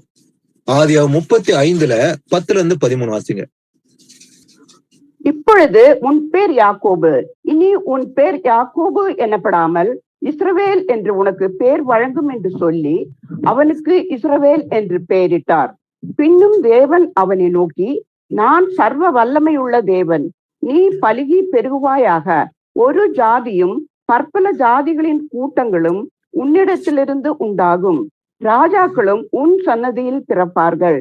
நான் அபிராமுக்கும் ஈசாக்குக்கும் கொடுத்த தேசத்தை உனக்கு கொடுப்பேன், உனக்கு பின் உன் சந்ததிக்கும் இந்த தேசத்தை கொடுப்பேன் என்று சொல்லி தேவன் அவனோடு பேசின ஸ்தலத்தில் இருந்து அவனை விட்டு எழுந்தருளி போனார். ஆமென். பாருங்க, அதே போலதான் யாக்கோபுக்கு ஆண்டவர் சொல்றாரு, இனி உன் பேர் யாக்கோபு எண்ணப்படாம இஸ்ரவேல் எண்ணப்படும். அப்ப யாக்கோபுடைய பேர் இஸ்ரவேல்னு சொல்லி ஆண்டவர் அழைக்கிறாரு. இன்னைக்கு பாக்குற நம்ம இஸ்ரேல் தேசத்துக்கு இருக்கிற பேரும் அதுதான் இல்லைங்களா? இன்னைக்கு எப்போதெல்லாம் இஸ்ரேல் நினைக்கிறோமோ யாக்கோபு பேர் நமக்கு நினைப்பூட்டும், நமக்கு ஞாபகத்து வர்றது யாக்கோபு பத்தி தான் இல்லையா? அப்ப யாக்கோபுக்கு ஆண்டவர் இஸ்ரவேல்னு சொல்லி பேர் வச்சுட்டு சொல்றாரு, நான் சர்வ வல்லமையுள்ள தேவன், நீ பழகி பெருவாயாக, ஒரு ஜாதியும் பற்பல ஜாதிகளின் கூட்டங்களிலும் உன்னிடத்தில் உண்டாகும், ராஜாக்களும் உன் சந்ததியில் பிறப்பார்கள். ஆபிரகாமுக்கு சொன்னாரு, உன்னிலிருந்து ராஜாக்கள் தோன்றுவார்கள் சொன்னாரு. அதே போல யாக்கோபுக்கு சொன்னாரு, ராஜாக்களும் உன் சந்ததியில் பிறப்பார்கள். அப்ப ராஜாக்கள் தோன்றினார்களா? இல்ல. முதல் ராஜா யாரு? சவுல் தான் முதல் ராஜா. ஆண்டவர் ஏற்படுத்த சாமுவேல் மூலமாக அபிஷேகம் பண்ணப்பட்ட ராஜா தான் சவுல், முதல் ராஜா. பிறகு தாவீது, சாலமன் இல்லைங்களா? அப்போ அந்த ராஜாக்கள் எல்லாமே தோன்ற போகிறது ஆபிரகாம் சொன்னப்பட்டபடியே பல ஆயிரம் வருடம் பிறகுதான் நடக்குது. அப்போ இது எல்லாமே அவர் முன் தீர்மானம் பண்ணி இருக்கிறாரு. அதனாலதான் வாக்குத்தத்தம் பண்றாரு. அந்த தீர்மானம் பண்ணிட்டு தான் ஆண்டவர் அவன் முன் அறிவின்படி தீர்மானம் பண்ணி ஆபிரகாமுக்கும் சொல்றாரு, அதே போல யாக்கோபுக்கும் சொல்றாரு, உன்னிடத்தில் ராஜாக்கள் தோன்றுவார்கள், உன் சந்ததிகள் பிறப்பார்கள் ராஜாக்கள். அதே போல நடக்குது. இது ஆண்டவர் முன் தீர்மானத்தின்படிதான் அந்த வாக்குத்தத்தத்தை ஆண்டவர் ஆபிரகாம் கொடுக்கிறாரு. அப்போ இந்த சந்ததியில ராஜாக்கள் தோன்றுவார்கள் என்பது முன்னமே இயேசு கிறிஸ்து அறிந்திருக்கிறார். அவருடைய முன் அறிவின்படி அவர் முன்னமே தெரியும் அவருக்கு. இந்த சந்ததியில யாரெல்லாம் ராஜாக்கள் தோன்றுவார்கள், யார் அபிஷேகம் பண்ண போறாரு என்பதை அவர் முன்னமே அறிந்திருந்தனாலதான் அந்த வாக்குத்தத்தம் பண்றாரு ஆண்டவர் இவங்களுக்கு. வாசிக்கலாம் 2 தெசலோனிக்கர் 2:13 வாசிக்கலாம். கர்த்தருக்கு பிரியமான சகோதரரே, நீங்கள் ஆவியினாலே பரிசுத்தமாக்கப்படுகிறதினாலும் சத்தியத்தை விசுவாசிக்கிறதினாலும் ரட்சிப்பு அடையும்படிக்கு ஆதி முதல் தேவன் உங்களை தெரிந்து கொண்டபடியினாலே நாங்கள் உங்களை குறித்து எப்பொழுதும் தேவனை ஸ்தோத்தரிக்க கடனாளிகளாய் இருக்கிறோம். ஆமென். கர்த்தருக்கு பிரியமான சகோதரரே என்று பவுல் கூறுவதை பாருங்க. நீங்கள் ஆவியினாலே பரிசுத்தமாக்கப்படுகிறதினாலும், அப்ப பரிசுத்தம் என்பது எதனால? ஆவியினால, தேவனுடைய வார்த்தையினால பரிசுத்தமாக்கப்படுகிறோம். அதே போல சத்தியத்தை விசுவாசிக்கிறதுனாலும் ரட்சிப்பு அடையும்படிக்கு. அப்ப அந்த ரட்சிப்பு அடைய வேண்டும் என்றால் என்ன செய்யணும்னா சத்தியத்தை விசுவாசிக்க வேண்டும். அவருடைய வசனமே சத்தியம். கர்த்தர் பேசுகிற ஒவ்வொரு வார்த்தையும் சத்தியமா இருக்குது. அந்த சத்தியத்தை விசுவாசிக்க வேண்டும். அப்போதான் ரட்சிப்பு அடைந்து ஆதி முதல் தேவன் உங்களுக்கு தெரிந்து கொண்டபடினாலே. எப்போது தெரிந்து கொண்டாரா நம்மை? ஆதி முதலே நம்ம தெரிந்து கொண்டதுனால நாங்கள் உங்களை குறித்து எப்போதும் தேவனே ஸ்தோத்தரிக்கின்றோம், கடனாளியா இருக்கிறோம் என்று பவுல் கூறுகிறார். அப்ப இன்னைக்கு நாம சத்தியத்தை விசுவாசித்து அந்த ரட்சிப்பு அடைய போகிறோம் என்பது எப்போது தெரிந்து கொண்ட நம்மை? இன்னைக்கல்ல, ஆதி முதல் தேவன் நம்மளை தெரிந்து கொண்டபடினாலே. அப்ப நாம இன்னைக்கு ஒரு காலத்துல நம்ம ஆரம்பத்துல கீழ்ப்படியாம இருந்தோம். இன்னைக்கு கீழ்ப்படியா ஆரம்பிச்சோம், சத்தியத்தை அறிந்தோம், இந்த ரட்சிப்பு அடையும்படி நம்ம அதுல நடக்கிறோம். இது எல்லாமே ஆதி முதலே தேவன் நம்மை தெரிந்து கொண்டிருக்கிறார். அவர் தீர்மானம் பண்ணிருக்கிறார். அவர் முன் அறிமுறை நம்ம அறிந்திருக்கிறார் ஆண்டவர். வாசிக்கலாம் ஏசாயா 48:1-3. இஸ்ரவேல் என்னும் பெயர் பெற்று யூதாவின் நீரூற்றிலிருந்து சுரந்தவர்களும் கர்த்தருடைய நாமத்தின் மேல் ஆணையிட்டு உண்மையும் நீதியும் இல்லாமல் இஸ்ரவேலின் தேவனை அறிக்கையிடுவர்களுமான யாக்கோபின் வம்சத்தாரே கேளுங்கள். அவர்கள் தங்களை பரிசுத்த நகரத்தார் என்று சொல்லி சேனைகளின் கர்த்தர் என்னும் நாமமுள்ள இஸ்ரவேலின் தேவன் மேல் பற்றுதலாய் இருக்கிறார்கள். பூர்வ காலத்தில் நடந்தவைகளை ஆதி முதல் அறிவித்தேன். அவைகள் என் வாயிலிருந்து பிறந்தன. அவைகளை வெளிப்படுத்தினேன். அவைகளை சடுதியாய் செய்தேன். அவைகள் நடந்தன. ஆமென். பாருங்க, ஆண்டவர் சொல்றாரு, பூர்வ காலத்தில் நடந்தவர்களை ஆதி முதல் அறிவித்தேன். அப்போ கர்த்தர் அறிவிக்கிறாரா? அறிவித்தாரு. என்னைக்கு அறிவித்தாரா?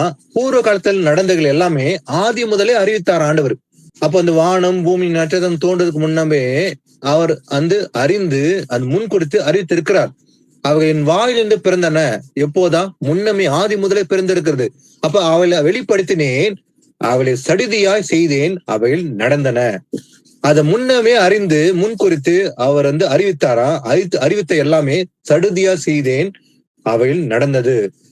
அப்போ ஒரு காரியம் அவர் சொன்னார்னா அது எல்லாமே அப்படியே நடக்குது. அது மாற்றமே இல்லை, இல்லைங்களா? வானமும் பூமியும் ஒளிந்து போனாலும் என் வார்த்தை மாறது என்று கர்த்தர் கூறுகிறார். வாசிக்கலாம், மீகா 5:2 வாசிக்கலாம். எப்பிராத்தா எனப்பட்ட பெத்லஹேமே, நீ யூதேயாவில் உள்ள ஆயிரங்களுக்குள்ளே சிறியதாயிருந்தும் இஸ்ரவேலை ஆளப்போகிறவர் உன்னிடத்திலிருந்து புறப்பட்டு என்னிடத்தில் வருவார். அவருடைய புறப்படுதல் அநாதி நாட்களாகிய பூர்வத்தினுடையது. ஆமென். எப்ராத்தா என்னப்பட்ட பெத்லகமே, நீ யூதாவில் உள்ள ஆயிரங்களுக்குள்ளே சிறிதா இருந்தும் கூட இஸ்ரவேலை ஆள போகிறவர் உன்னிடத்திலிருந்து புறப்பட்டு இடத்தில் வருவார். அவருடைய புறப்படுதல் அநாதி நாட்களாய் பூர்வத்தினுடையது என்று தீர்க்கதரிசனம் சொல்லப்படுகிற வார்த்தை. இது எப்போது சொல்லப்பட்டது? அவர் எப்போது தீர்மானம் பண்ணினார்? இது இன்னைக்கல்ல, இது முன்பே தீர்மானம் பண்ணிக்கிற ஆண்டவர். அப்ப இஸ்ரவேலை ஆள போகிறவர் கர்த்தர் உன்னிடத்தில் தோன்றுவார் என்று மீகாவோட சொல்லப்பட்டது நடக்க போற ஒரு காரியம் இல்லையா? அப்போ கர்த்தர் இந்த பூமியில அரசாட்சி செய்ய போறார் என்பது முன்னமே சொல்லப்பட்டுக்கிற காரியம். அவர் தீர்மானம் பண்ணிக்கிறார். இயேசு கிறிஸ்து வருவாரு, முதல் வருகையை கூட முன்னே அறிவித்தார் இல்லையா?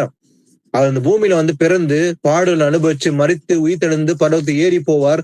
அதே போல மறுபடியும் வருவார் என்பது எல்லாமே முன் தீர்மானம் பண்ணப்பட்டவைகள். அது எல்லாமே தீர்க்கதரிசி மூலமாக வெளிப்படுத்தப்பட்டவைகள். அப்ப இந்த அரசால போகிறது கூட மீகா மூலமாக சொல்லப்பட்ட காரியம் கூட முன்னமே தீர்மானம் பண்ணிக்கார் இல்லைங்களா? அந்த பூமியில அரசாளுவார் என்பது அவர் தீர்மானம். அப்ப இஸ்ரவேலை ஆள போகிறவர் உனத்தில் புறப்பட்டு இடத்தில் வருவார் என்பது அவர் முன் தீர்மானம். அதே போல நடக்குது இல்லையா? அப்ப இயேசு கிறிஸ்து அதே போல எங்க எப்ராயத்தில் சொல்லப்பட்ட அந்த பெத்லஹேமில் பிறப்பார் என்பது முன் தீர்மானம். அந்த பெத்லஹேமில் பிறப்பார் என்பது சொல்லப்பட்டபடியே அது நடந்தது. அவர் பிறந்தார். அதே போல நம்முடைய பாடுகளுக்காக, நம்முடைய பாவனுக்காக மரித்தார், உயிர்த்தெழுந்தார். எல்லாமே நடந்தது அப்படி. அது எல்லாமே முன் தீர்மானம் பண்ணி இருந்தார் என்று பார்க்கிறோம். இன்னொரு முக்கியமான விஷயம், இயேசு கிறிஸ்து கடைசியாக அந்த ஒலிவ மலையில அமர்ந்து கொண்டு நம்முடைய சீசருக்கு அநேக ரகசியங்களை வெளிப்படுத்தினார், நடக்க போற காரியங்களை இல்லைங்களா? இயேசு கிறிஸ்து பேசப்படும் போது அந்த நிகழ்ச்சிக்கும் இன்னைக்கும் நடக்கிற காலகட்டத்துக்கும் கிட்டத்தட்ட 2024 வருஷம் கடந்து வந்திருக்கோம் நாம. ஆனா இன்னைக்கு நடக்கிற காரியத்தை அன்னைக்கே ஒரு விஷயத்த சொன்னார் ஆண்டவர். வாசிக்கலாம், மத்தேயு 24:24-26. ஏனெனில் கள்ள கிறிஸ்துக்களும் கள்ள தீர்க்கதரிசிகளும் எழும்பி கூடுமானால் தெரிந்து கொள்ளப்பட்டவர்களையும் வஞ்சிக்கத்தக்கதாக பெரிய அடையாளங்களையும் அற்புதங்களையும் செய்வார்கள். இதோ முன்னதாக உங்களுக்கு அறிவித்திருக்கிறேன். ஆகையால் அதோ வனாந்தரத்தில் இருக்கிறார் என்று சொல்வார்களானால் புறப்படாதிருங்கள். இதோ அறை வீட்டிற்குள் இருக்கிறார் என்று சொல்வார்களானால் நம்பாதிருங்கள். ஆமென். பாருங்க, கள்ள கிறிஸ்துகளும் கள்ள தீர்க்கதரிசி, பொய்யான தீர்க்கதரிசி சொல்லுகிற பத்தி சொல்றாரு ஆண்டவர். எப்போ சொன்னாரு? அன்னைக்கு 2000 வருஷம் முன்பு சொல்றாரு ஆண்டவர். ஏசப்பா டைரக்டாவே என்ன சொல்றாரு? கள்ள கிறிஸ்துகளும் எழும்புவாங்க, கள்ள தீர்க்கதரிசி எழும்புவாங்க. எழும்பி என்ன பண்ணுவாங்க? கூடுமானால் தெரிந்து கொள்ளப்பட்டவர்களையும் வஞ்சிக்கத்தக்க பெரிய அடையாளங்களையும் அற்புதங்களும் செய்வார்கள். அன்னைக்கு சொன்னாரு.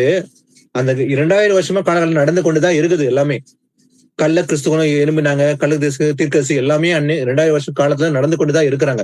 வந்தாங்க, தோண்டினார்கள், நடந்து கொண்டே இருந்து முடிவு காலத்தை இன்னைக்கு கூட இருக்கிறாங்க இல்லைங்களா? இன்னைக்கு பாத்தீங்கன்னா கூடுமானா தெரிந்து கொள்ளப்பட்ட வஞ்சிக்கத்தக்க பெரிய அற்புதம் அடையாளம் நீங்க நடக்குதுன்னு பாத்தீங்கன்னா நல்லா கவனிச்சு பாருங்க. தண்ணி பாட்டில என்ன பண்றாங்களா, ஜெபம் பண்ணிட்டு இது ராட்சசம் மாறிடுச்சு, தண்ணி குடிச்சு பாருங்க, கள்ள அற்புதம், அதாவது பேங்க் பேலன்ஸ்ல பணம் வந்துருச்சு பாருங்க, வானத்துல இருந்து அக்கடியை வர வைப்பேன், இப்படி எல்லாம் ஒரு கள்ளத்தனமான ஒரு தீர்க்கதரிசனம், கள்ள போதம் இன்னைக்கு எழும்பி இருக்குது. இது என்னைக்கு சொன்னாரு, அன்னைக்கே சொல்லிட்டார் இல்லையா, நீங்க நடக்குது இன்னைக்கு இல்லையா. கூடுமானால் யாரும் வஞ்சிப்பாங்களா, தெரிந்து கொள்ளப்பட்டதிலே வஞ்சிக்க முடியும், தெரிந்து கொள்ளப்பட்டதிலே வஞ்சிக்கத்தக்க பெரிய அற்புதம் செய்வாங்க சொல்லிட்டு சொல்றாரு, இது முன்னதாகவே உங்களுக்கு அறிவிக்கின்றேன். ரொம்ப கிளியரா ஆண்டவர் இயேசுப்பா சொல்றாரு, முன்னதாகவே அவைகளை உங்களுக்கு அறிவிக்கின்றேன். இது நடக்க போற காரியம் வரப்போகுது, அதை முன்னதாக அறிவிக்க சொல்லி இயேசுப்பா 2000 வருஷம் முன்னாக எழுதிட்டார், சொல்லிட்டார். இதோ வனாந்தரத்தில் இருக்கிறார் என்று சொல்லுவார்கள், புறப்படாதிருங்கள், இதோ அறை வீட்டிற்குள் இருக்கிறார் என்று சொல்லுவார்கள், நம்பாதிருங்கள், நம்ப கூடாது, இதெல்லாம் சொல்லுவாங்க செய்வாங்க. கள்ள கிறிஸ்துவன் எழும்புவான், கள்ளத்தை தீர்க்கசி எழும்புவான். ஆனா இதை நான் முன்னமாகவே உங்க சொன்னார் இல்லையா. அப்ப முன்னதாக இயேசு கிறிஸ்து அறிவித்தார், அது நடந்து கொண்டுதான் இருக்குது, இன்னைக்கு நடந்து கொண்டு இருக்கிறது. இது எல்லாமே எச்சரிப்பு கொடுத்தார் ஆண்டவர் இல்லையா. ஏன்னா அவர் முன் அறிவின்படி எல்லாமே அறிந்திருக்காரு இயேசப்பா, அதனாலதான் முன் அறிவித்தார் நடக்க போகுது, இதெல்லாம் நீங்க எச்சரிக்கை இருங்கன்னு சொல்லி இயேசப்பா அன்னைக்கே சொல்லிட்டார் ஒலிவ மலையில. வாசிக்கலாம். ஏனோக்கை பத்தி நமக்கு நல்லாவே தெரியும் இல்லையா. ஏனோக்கை பத்தி அதிகமான விஷயங்கள் இல்லாவிட்டாலும் ஒரு விஷயம் நம்ம அறிந்து கொள்ள வேண்டும். ஏனோக்கு ஒரு தீர்க்கதரிசனம் முக்கியமான ஒரு தீர்க்கதரிசனம் சொன்னார், என்னன்னு பார்க்கலாம். யூதா 14:15 வாசிக்கலாம். ஆதாமுக்கு 7ஆம் தலைமுறையான ஏனோக்கும் இவர்களை குறித்து இதோ எல்லாருக்கும் நியாய தீர்ப்பு கொடுக்கிறதற்கும் அவர்களில் அவபக்தி உள்ளவர்கள் யாவரும் அவபக்தியாய் செய்து வந்த சகல அவபக்தியான கிரியைகளின் நிமித்தமும் தமக்கு விரோதமாய் அவபக்தியுள்ள பாவிகள் பேசின கடின வார்த்தைகள் எல்லாவற்றின் நிமித்தமும் அவர்களை கண்டிக்கிறதற்கும் 1000 தமது பரிசுத்தவான்களை கூட கர்த்தர் வருகிறார் என்று முன்னறிவித்தான். ஆமீன், ஆமீன். ஆதாமுக்கு 7ஆம் தலைமுறை பிறந்தவன் தான் இந்த ஏனோக்கு. அவன் தேவனோட நடந்தான், சஞ்சரித்தான் சொல்லி பாக்குறோம். ஏனோக் வாக்டு வித் காட், நெருங்கி இருந்தான் என்று நமக்கு நல்லாவே தெரியும். கிட்டத்தட்ட 622ஆம் வருஷத்துல பிறந்தவன் தான் இந்த ஏனோக்கு. ஆதாம் இழந்து 622ஆம் வருஷத்துல பிறந்தவன் ஏனோக்கு. இவன் என்ன சொல்றான், இதோ எல்லோருக்கும் நியாய தீர்ப்பு கொடுக்கிறதுக்கும். ஏனோக்கு என்ன சொன்னானா, இதோ எல்லோருக்கும் நியாய தீர்ப்பு கொடுக்கிறதுக்கும் அவர்கள் அவபக்தி உள்ளவர்கள் யாவரும் அவபக்தியா செய்து வந்த சகல அவபக்தியான காரியங்கள் நிமித்தமும் தமக்கு விரோதமாய் அவபக்தி உள்ள பாவிகள் பேசின கடின வார்த்தை எல்லாவற்றின் நிமித்தமாக கண்டிக்கிறதுக்கும் 1000 தமது பரிசுத்தவான்களோடு கூட கர்த்தர் வருகிறார் என்று முன் அறிவித்தான். அப்போ ஏனோக்கு பிறந்தது எத்தனை வருஷம், 622 வருஷத்துல பிறந்தான் இல்லைங்களா. அப்ப ஏனோக்கு பிறந்து கிட்டத்தட்ட 5000 வருஷம் கடந்து வந்திருக்கோம் நம்ம எல்லாருமே. அப்ப இயேசு கிறிஸ்து வருகையின் போது நடக்கிற ஒரு தீர்க்கதரிசனம் தான் இது ஏனோக்கு சொல்லியிருக்கிறான் பாருங்க இல்லையா. என்ன சொல்றான், 1000 தூதரோடு அவர் பரிசுத்தவரோடு வரப்போகிறாரு, கர்த்தர் வருவார் என்று முன் அறிவித்தானாம். எதற்காக, அவபக்தி உள்ள பாவிகளை பேசின கடின வார்த்தை நிமித்தமாக அவளை கண்டிக்கிறதுக்கு தண்டிக்கிறதுக்கு இயேசு கிறிஸ்துவோட 2ஆம் வருகை பத்தி சொல்லப்பட்டது ஏனோக்கு மூலமாக. எப்போது, 622ஆம் வருடத்தில் சொல்லப்பட்டது. அப்போ கர்த்தர் ஏனோக்கு நிமித்தமாகவே தீர்க்கதரிசனம் உரைத்தார் இல்லையா, முன் அறிவித்திருக்கிறார். அந்த காலகட்டத்தில் எவ்வளவு நடந்தது, 5000 வருஷம் முன்பாக அறிவித்தாராம் ஏனோக்கு இல்லையா. ஏன்னா அவர் எல்லாமே வரப்போற நாட்கள் நடக்க போற காரியம் எல்லாமே அவர் வரப்போகிறார். எப்படி வரப்போகிறார், 1000 தூதரோடு வரப்போறார். இதோ மேகனும் வருகிறார், கண்கள் யாவும் அவரை காணும், அவரை குத்தினவர்கள் காண்பார்கள். அவர் வரும்போது எக்கால சத்தத்தோடு தேவ தூதரோடு வரப்போகிறார் என்பது நமக்கு எல்லாமே அறிவித்தார் ஆண்டவர் இல்லையா. வசனம் நிமித்தமாக நாம் அறிந்திருக்கிறோம். ஆனா இதே போல ஏனோக்கு நிமித்தமாக தீர்க்கதரிசனம் உரைக்கப்பட்டது அன்றைக்கே. அப்ப கர்த்தர் முன்னமே அறிந்திருக்கிறார், முன் குறித்திருக்கிறார். அந்த 6 வருஷத்துல நடக்க போற காரியம் எப்போது அவர் வரப்போறார், அந்த நாளும் நாளையும் ஒருவனும் அறியான் என்று சொல்றாரு இல்லையா. அப்ப இந்த மனுஷர்களுக்குள்ள ஒருத்தன் அறியான், யார் அறிய முடியும்? வாசிக்கலாம் அந்த முக்கியமான வசனத்தை, மத்தேயு 24:36 வாசிக்கலாம். அந்த நாளையும் அந்த நாழிகைகளையும் என் பிதா ஒருவர் தவிர மற்றொருவனும் அறியான், பரலோகத்திலுள்ள தூதர்களும் அறியார்கள். ஆமென். அந்த நாளையும் அந்த நாளையும் என் பிதா ஒருவர் தவிர மற்றொருவனும் அறியான், பரலோகத்தில் உள்ள தூதர்களும் அறியார். இந்த வசனத்துல அநேகர் கேட்டு அப்படியே விட்டுறாங்க. ஆண்டவர் சொல்லிட்டாரு இல்லையாப்பா, நாளும் நாளையும் யாருக்குமே தெரியாது, அவருக்கே தெரியாதான் அப்படின்னு நமக்கு யாருக்குமே தெரியாதுப்பா அப்படின்னு தான் நினைச்சு விட்டுறாங்க. இது ஆரையே மாட்டுறாங்க. ஆனா வசனம் என்ன சொல்லுது? யாருக்குமே சொல்ல மாட்டாரா? ஆனா கீழ்ப்படியாதற்கு சொல்ல மாட்டாரு தான் அந்த ரகசியத்தை. ஆனா ரகசியம் என்பது யாருக்கு சொல்வாராம்? சங்கீதம் 25:14 வாசிக்கும் போது, கர்த்தருடைய ரகசியம் அவருக்கு பயந்தர் இடத்தில் இருக்கிறது, அவருக்கு தம்முடைய உடன்படிக்கை தெரியப்படுத்துவார். அப்போ இது ஒரு ரகசியமா இருக்குது. அந்த நாளைக்கு ஒருவன் அறியான். ஆனா ரகசியம் என்பது தேவ ரகசியம் என்று எல்லாரும் அறிந்து கொள்ள முடியாது. ஆனா அந்த காலகட்டத்துக்கு நம்ம அறிந்து கொள்ள முடியும். அவர் வரப்போற காலகட்டம், மாசம், அந்த வருடம் எல்லாமே அறிந்து கொள்ள முடியும். அவர் வரப்போகிற மாதம் திஸ்ரி மாதம், 7ஆம் மாசம் என்பது நம்ம ஆராய்ந்து பார்த்தோம் இல்லையா? அந்த ரகசியம் ஏன் வெளிப்படுத்தினாரு? யாருக்கு? அவருக்கு பயந்தர் மட்டும்தான் அந்த ரகசியம் வெளிப்படுத்துறாரு. ஏன்னா அவருக்கு பயந்தர் இருக்கிறது என்று வேத வாக்கியம் கூறுகிறது. அப்போ இத உலக மக்கள் யாருமே அறிய மாட்டாங்க. ஏன்னா அவர் முன்னுமே அறிவித்தாரு இந்த விஷயத்த. அதை அறிந்திருக்காரு யாரு? பயந்தர்கள் மட்டும்தான் ரகசியம் என்று வாசிக்கலாம். ஆமோஸ் 1:7 வாசிக்கலாம். காட்சாவின் மதிலுக்குள் தீ கொளுத்துவேன், அது அதனுடைய அரண்மனைகளை பற்றிக்கும். ஆமென். காசாவின் மதிலுக்குள் தீ கொளுத்துவேன் என்று சொல்லப்பட்ட வார்த்தை இன்னைக்கு நிறைவேறி கொண்டிருக்குது. நம்ம எல்லாருமே நியூஸ் பார்க்கலாம். இந்த ஒரு வருஷமா நடக்கிற யுத்தம் இல்லையா? காசால ஒரு பெரிய யுத்தம் நடந்து கொண்டிருக்கிறது இந்த ஒரு வருஷமா. கடந்த செப்டம்பர் 7ஆம் தேதியிலிருந்து இன்று வரைக்கும் காசாவின் யுத்தம் நடக்குது. அந்த காசா இன்னைக்கு பாத்தீங்கன்னா தரைமட்டாகி போயிருக்கிறது இல்லையா? அது மதியில தீ கொளுத்துன்னு சொல்லி ஆண்டவர் எச்சரித்தார் என்னைக்கு ஆமோஸ் மூலமாக எச்சரிக்கப்பட்ட வார்த்தை இன்று நடந்து கொண்டிருக்குது. அப்ப எவ்வளவு வருஷம் கடந்து வந்துட்டோம்? கிட்டத்தட்ட 2000 வருஷம் அதிகமாக கடந்து வந்து விட்டோம். ஆனா நடக்கிற காலகட்டம் இன்று. அப்ப அன்னைக்கு தீர்மானம் பண்ணிக்கிற ஆண்டவர் நல்லாவே தெரியும் காசா அழிக்கப்படும் என்பது கர்த்தருக்கு நல்லாவே தெரியும். அது நடக்கிற காலகட்டம் முன்னமே அறிவித்தா இன்னைக்கு நடக்குது எல்லாமே இல்லையா?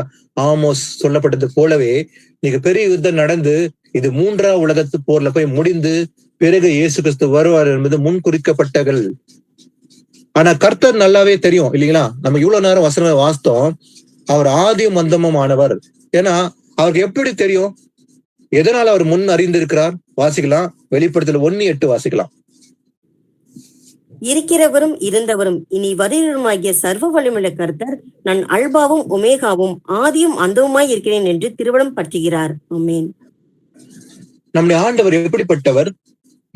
எதனால அவர் முன் அறிந்திருக்கிறார்? அவருடைய ஃபோர் நாலேஜ். இந்த 7000 வருஷ காலத்தில் நடக்கும் போது எல்லாமே அவர் அறிந்திருக்கிறார். எதனால?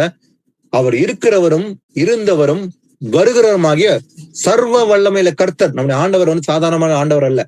சிலர் நினைப்பாங்க அவர் சாதாரணமான ஆண்டவர்ப்பா, அவர் ஒண்ணுமே செய்ய முடியாது என்று அநேகம் நினைக்கிறாங்க. அவர் சாதாரண தேவன் அல்ல, அவர் சர்வ வல்லமையில கர்த்தர் அவர். ஏன்னா அவர் இருக்கிறவரும் இருந்தவரும் வருகிறவருமாகிய சர்வ வல்ல கர்த்தர். ஆக்கவும் அழிக்கையும் வல்லமை படைத்தவர் அவர் இல்லையா? அவருக்கு எல்லா விதமான வல்லமை உண்டு அவருக்கு இல்லையா? அப்படிப்பட்ட தேவன் தான் நம்முடைய தேவன். நான் ஆல்பாவும் ஒமேகமாவும் ஆதியும் அந்தமுமாய் இருக்கிறேன் என்று திருவலம் பட்டுகிறார். அப்ப ஆதி அந்தமும் ஃபர்ஸ்ட் லாஸ்ட் எல்லாமே அவர் தான். அப்ப நடந்து கொண்டிருக்கிற காரியமும் நடக்க போகிறது எல்லாமே அவர் எல்லாமே அறிஞ்சிருக்கிறார். ஏன்னா அவர் தான் ஆதி, அவர் தான் அந்தம். Is the first and last. அப்ப நடந்து கொண்டிருப்பது நடக்க போகிறது எல்லாமே அவருக்கு நல்லாவே தெரியும். எது நிமித்தமாக? அவருடைய முன் அறிவின்படி அவர் அறிந்திருக்கிறார். வாசிக்கலாம். கடைசி அவர் வசனம் வாசித்து முடிக்கலாம். 1 பேதுரு 1:20-22 வாசிக்கலாம். அவர் உலகத் தோற்றத்திற்கு முன்னே குறிக்கப்பட்டவராயிருந்து தமது மூலமாய் தேவன் மேல் விசுவாசமாய் இருக்கிற உங்களுக்காக இந்த கடைசி காலங்களில் வெளிப்பட்டார். உங்கள் விசுவாசமும் நம்பிக்கையும் தேவன் மேல் இருக்கும்படி அவரை மரித்தோரிலிருந்து எழுப்பி அவருக்கு மகிமையை கொடுத்தார். ஆகையால் நீங்கள் மாயமற்ற சகோதர சிநேகம் உள்ளவர்களாகும்படி ஆவியினாலே சத்தியத்திற்கு கீழ்ப்படிந்து உங்கள் ஆத்மாக்களை சுத்தமாக்கி கொண்டவர்களாய் இருக்கிறபடியால் சுத்த இருதயத்தோட ஒருவரில் ஒருவர் ஊக்கமாய் அன்பு கூறுங்கள். ஆமென். பாருங்க, அவர் உலக தோற்றத்துக்கு முன்னே குறிக்கப்பட்டவராய் இருந்து தமது மூலமாய் தேவன் மேல் விசுவாசமா இருக்கிற உங்களுக்காக இந்த கடைசி காலங்களில் வெளிப்பட்டார் ஆண்டவர். அப்போ அவர் வெளிப்பட்டது, அவர் தீர்மானம் எப்படிப்பட்டது? உலக தோற்றத்துக்கு முன்னே குறிக்கப்பட்டவராய் இருந்துதான் அவர் இந்த மாம்சத்தில் வெளிப்பட்டார் ஆண்டவர் இல்லையா? எதனால? தமது மூலமாய் தேவன் மேல் விசுவாசமா இருக்கிற உங்களுக்காக இந்த கடைசி காலத்துல வெளிப்பட்டாராம். அப்ப உங்கள் விசுவாசமும் நம்பிக்கையும் தேவன் மேல் இருக்கும்படி அவரை மரித்தோடு எழுப்பி அவருக்கு மகிமையும் கொடுத்தார். அதே போல ஆகையால் நீங்கள் மாயமற்ற சகோதர சிநேகமுள்ளலா இருக்கும்படி ஆவியினால சத்தியத்துக்கு கீழ்ப்படிந்து, எப்படி கீழ்ப்படிய வேண்டும் சத்தியத்துக்கு? ஆவியினால கீழ்ப்படிந்து உங்கள் ஆத்துமாக்களை சுத்தமாக்கி கொண்டவர்களாய் இருக்கும்படியினால் சுத்தியத்தோட ஒருவரோடு ஊக்கமாய் அன்பு கூற வேண்டும்.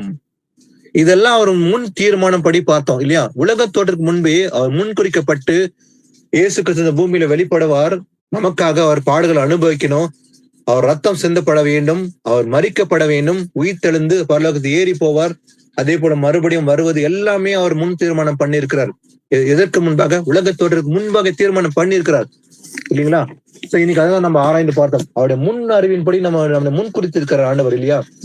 அப்ப இன்னைக்கு அவர் தீர்மானம் பண்ணல, இன்னைக்கு புதிதாக என்று ஒரு விஷயத்தை அவர் எடுத்து தீர்மானம் பண்ணல, உலக தோட்டத்துக்கு முன்பே தீர்மானம் பண்ணிக்கிறார். அதே போல நடக்கிற காரியம் எல்லாமே அவர் முன் அறிந்து இருக்கிறார்.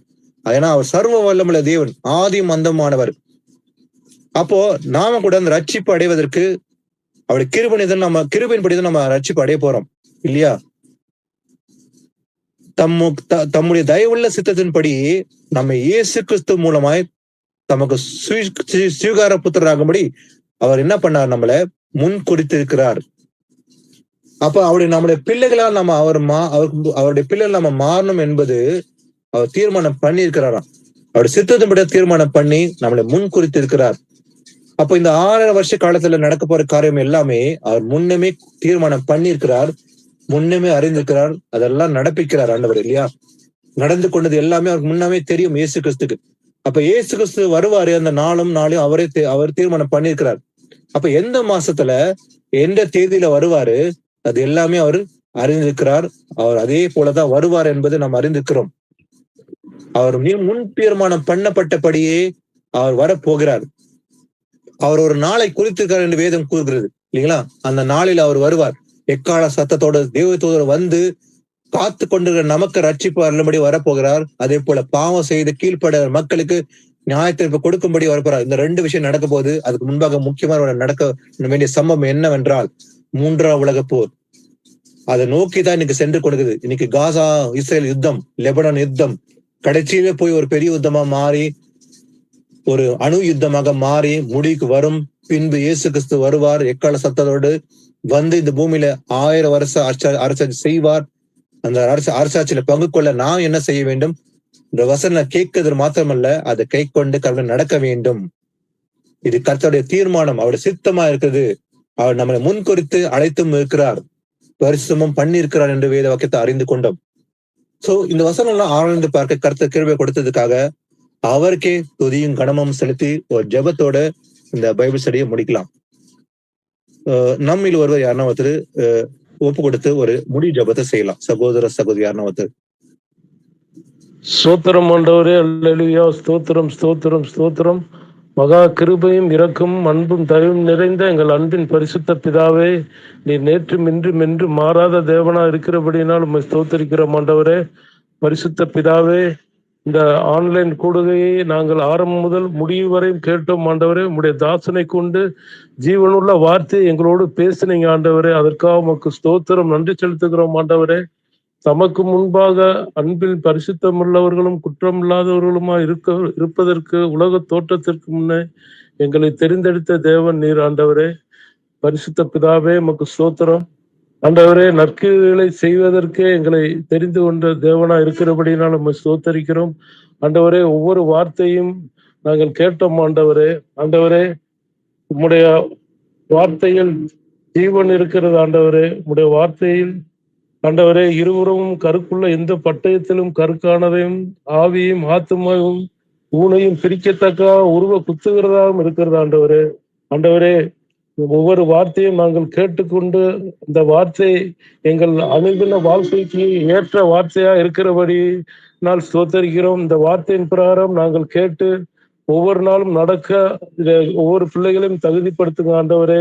இதை கேட்டுக்கொண்ட ஒவ்வொரு சகோதர சகோதரிகள், சிறு பிள்ளைகள் அனைவரையும் இப்பொழுது ஆசீர்வதிக்கும்படியாக செபிக்கிறேன் ஆண்டவரே.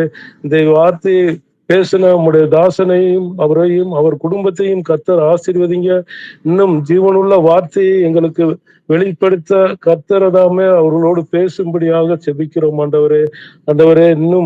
ஆண்டவரே இன்னும் வார்த்தையை கேட்க வேண்டும் என்று நாங்கள் அதிக ஆசையாக இருந்தாலும் ஆண்டவரே, இப்பொழுது கர்த்தர் தாமே நல்ல வார்த்தையை நாங்கள் கேட்டோம் ஆண்டவரே. அந்த வார்த்தையை கேட்டால் மட்டும் போதாது ஆண்டவரே, அந்த வார்த்தையின் பிரகாரம் நடக்க ஒவ்வொருவரையும் தகுதிப்படுத்துங்க ஆண்டவரே. ஆண்டவரே, இது கடைசி காலமாக இருக்கிறது ஆண்டவரே. இது எச்சரிப்பின் வார்த்தை ஆண்டவரே. இந்த வார்த்தையை நாங்கள் அனுதினமும் கேட்டு ஆண்டவரே, அதையே நாங்கள் கை கொண்டு நடந்து உங்களுடைய வருகை வரைந்தும் அந்த வார்த்தையை கேட்டு உங்களுடைய வருகைக்கு கேட்ட ஒவ்வொரு பிள்ளைகளையும் ஆயத்தப்படுத்தும்படியாக கெஞ்சி ஜெபிக்கிறோம் ஆண்டவரே. அப்படியே செய்ய போறக்கா உமக்கு ஸ்தோத்திரம் ஆண்டவரே. எல்லா துதி கன மகிமை யாவும் உமக்கே செலுத்துகிறோம். இரட்சகர் மீட்பெருமாய இயேசு கிறிஸ்துவ நாமத்தினாலே ஜெபிக்கிறேன். ஜெபம் கேளு எங்கள் ஜீவனுள்ள நல்ல பிதாவே. ஆமென். Praise Lord, brothers, sisters.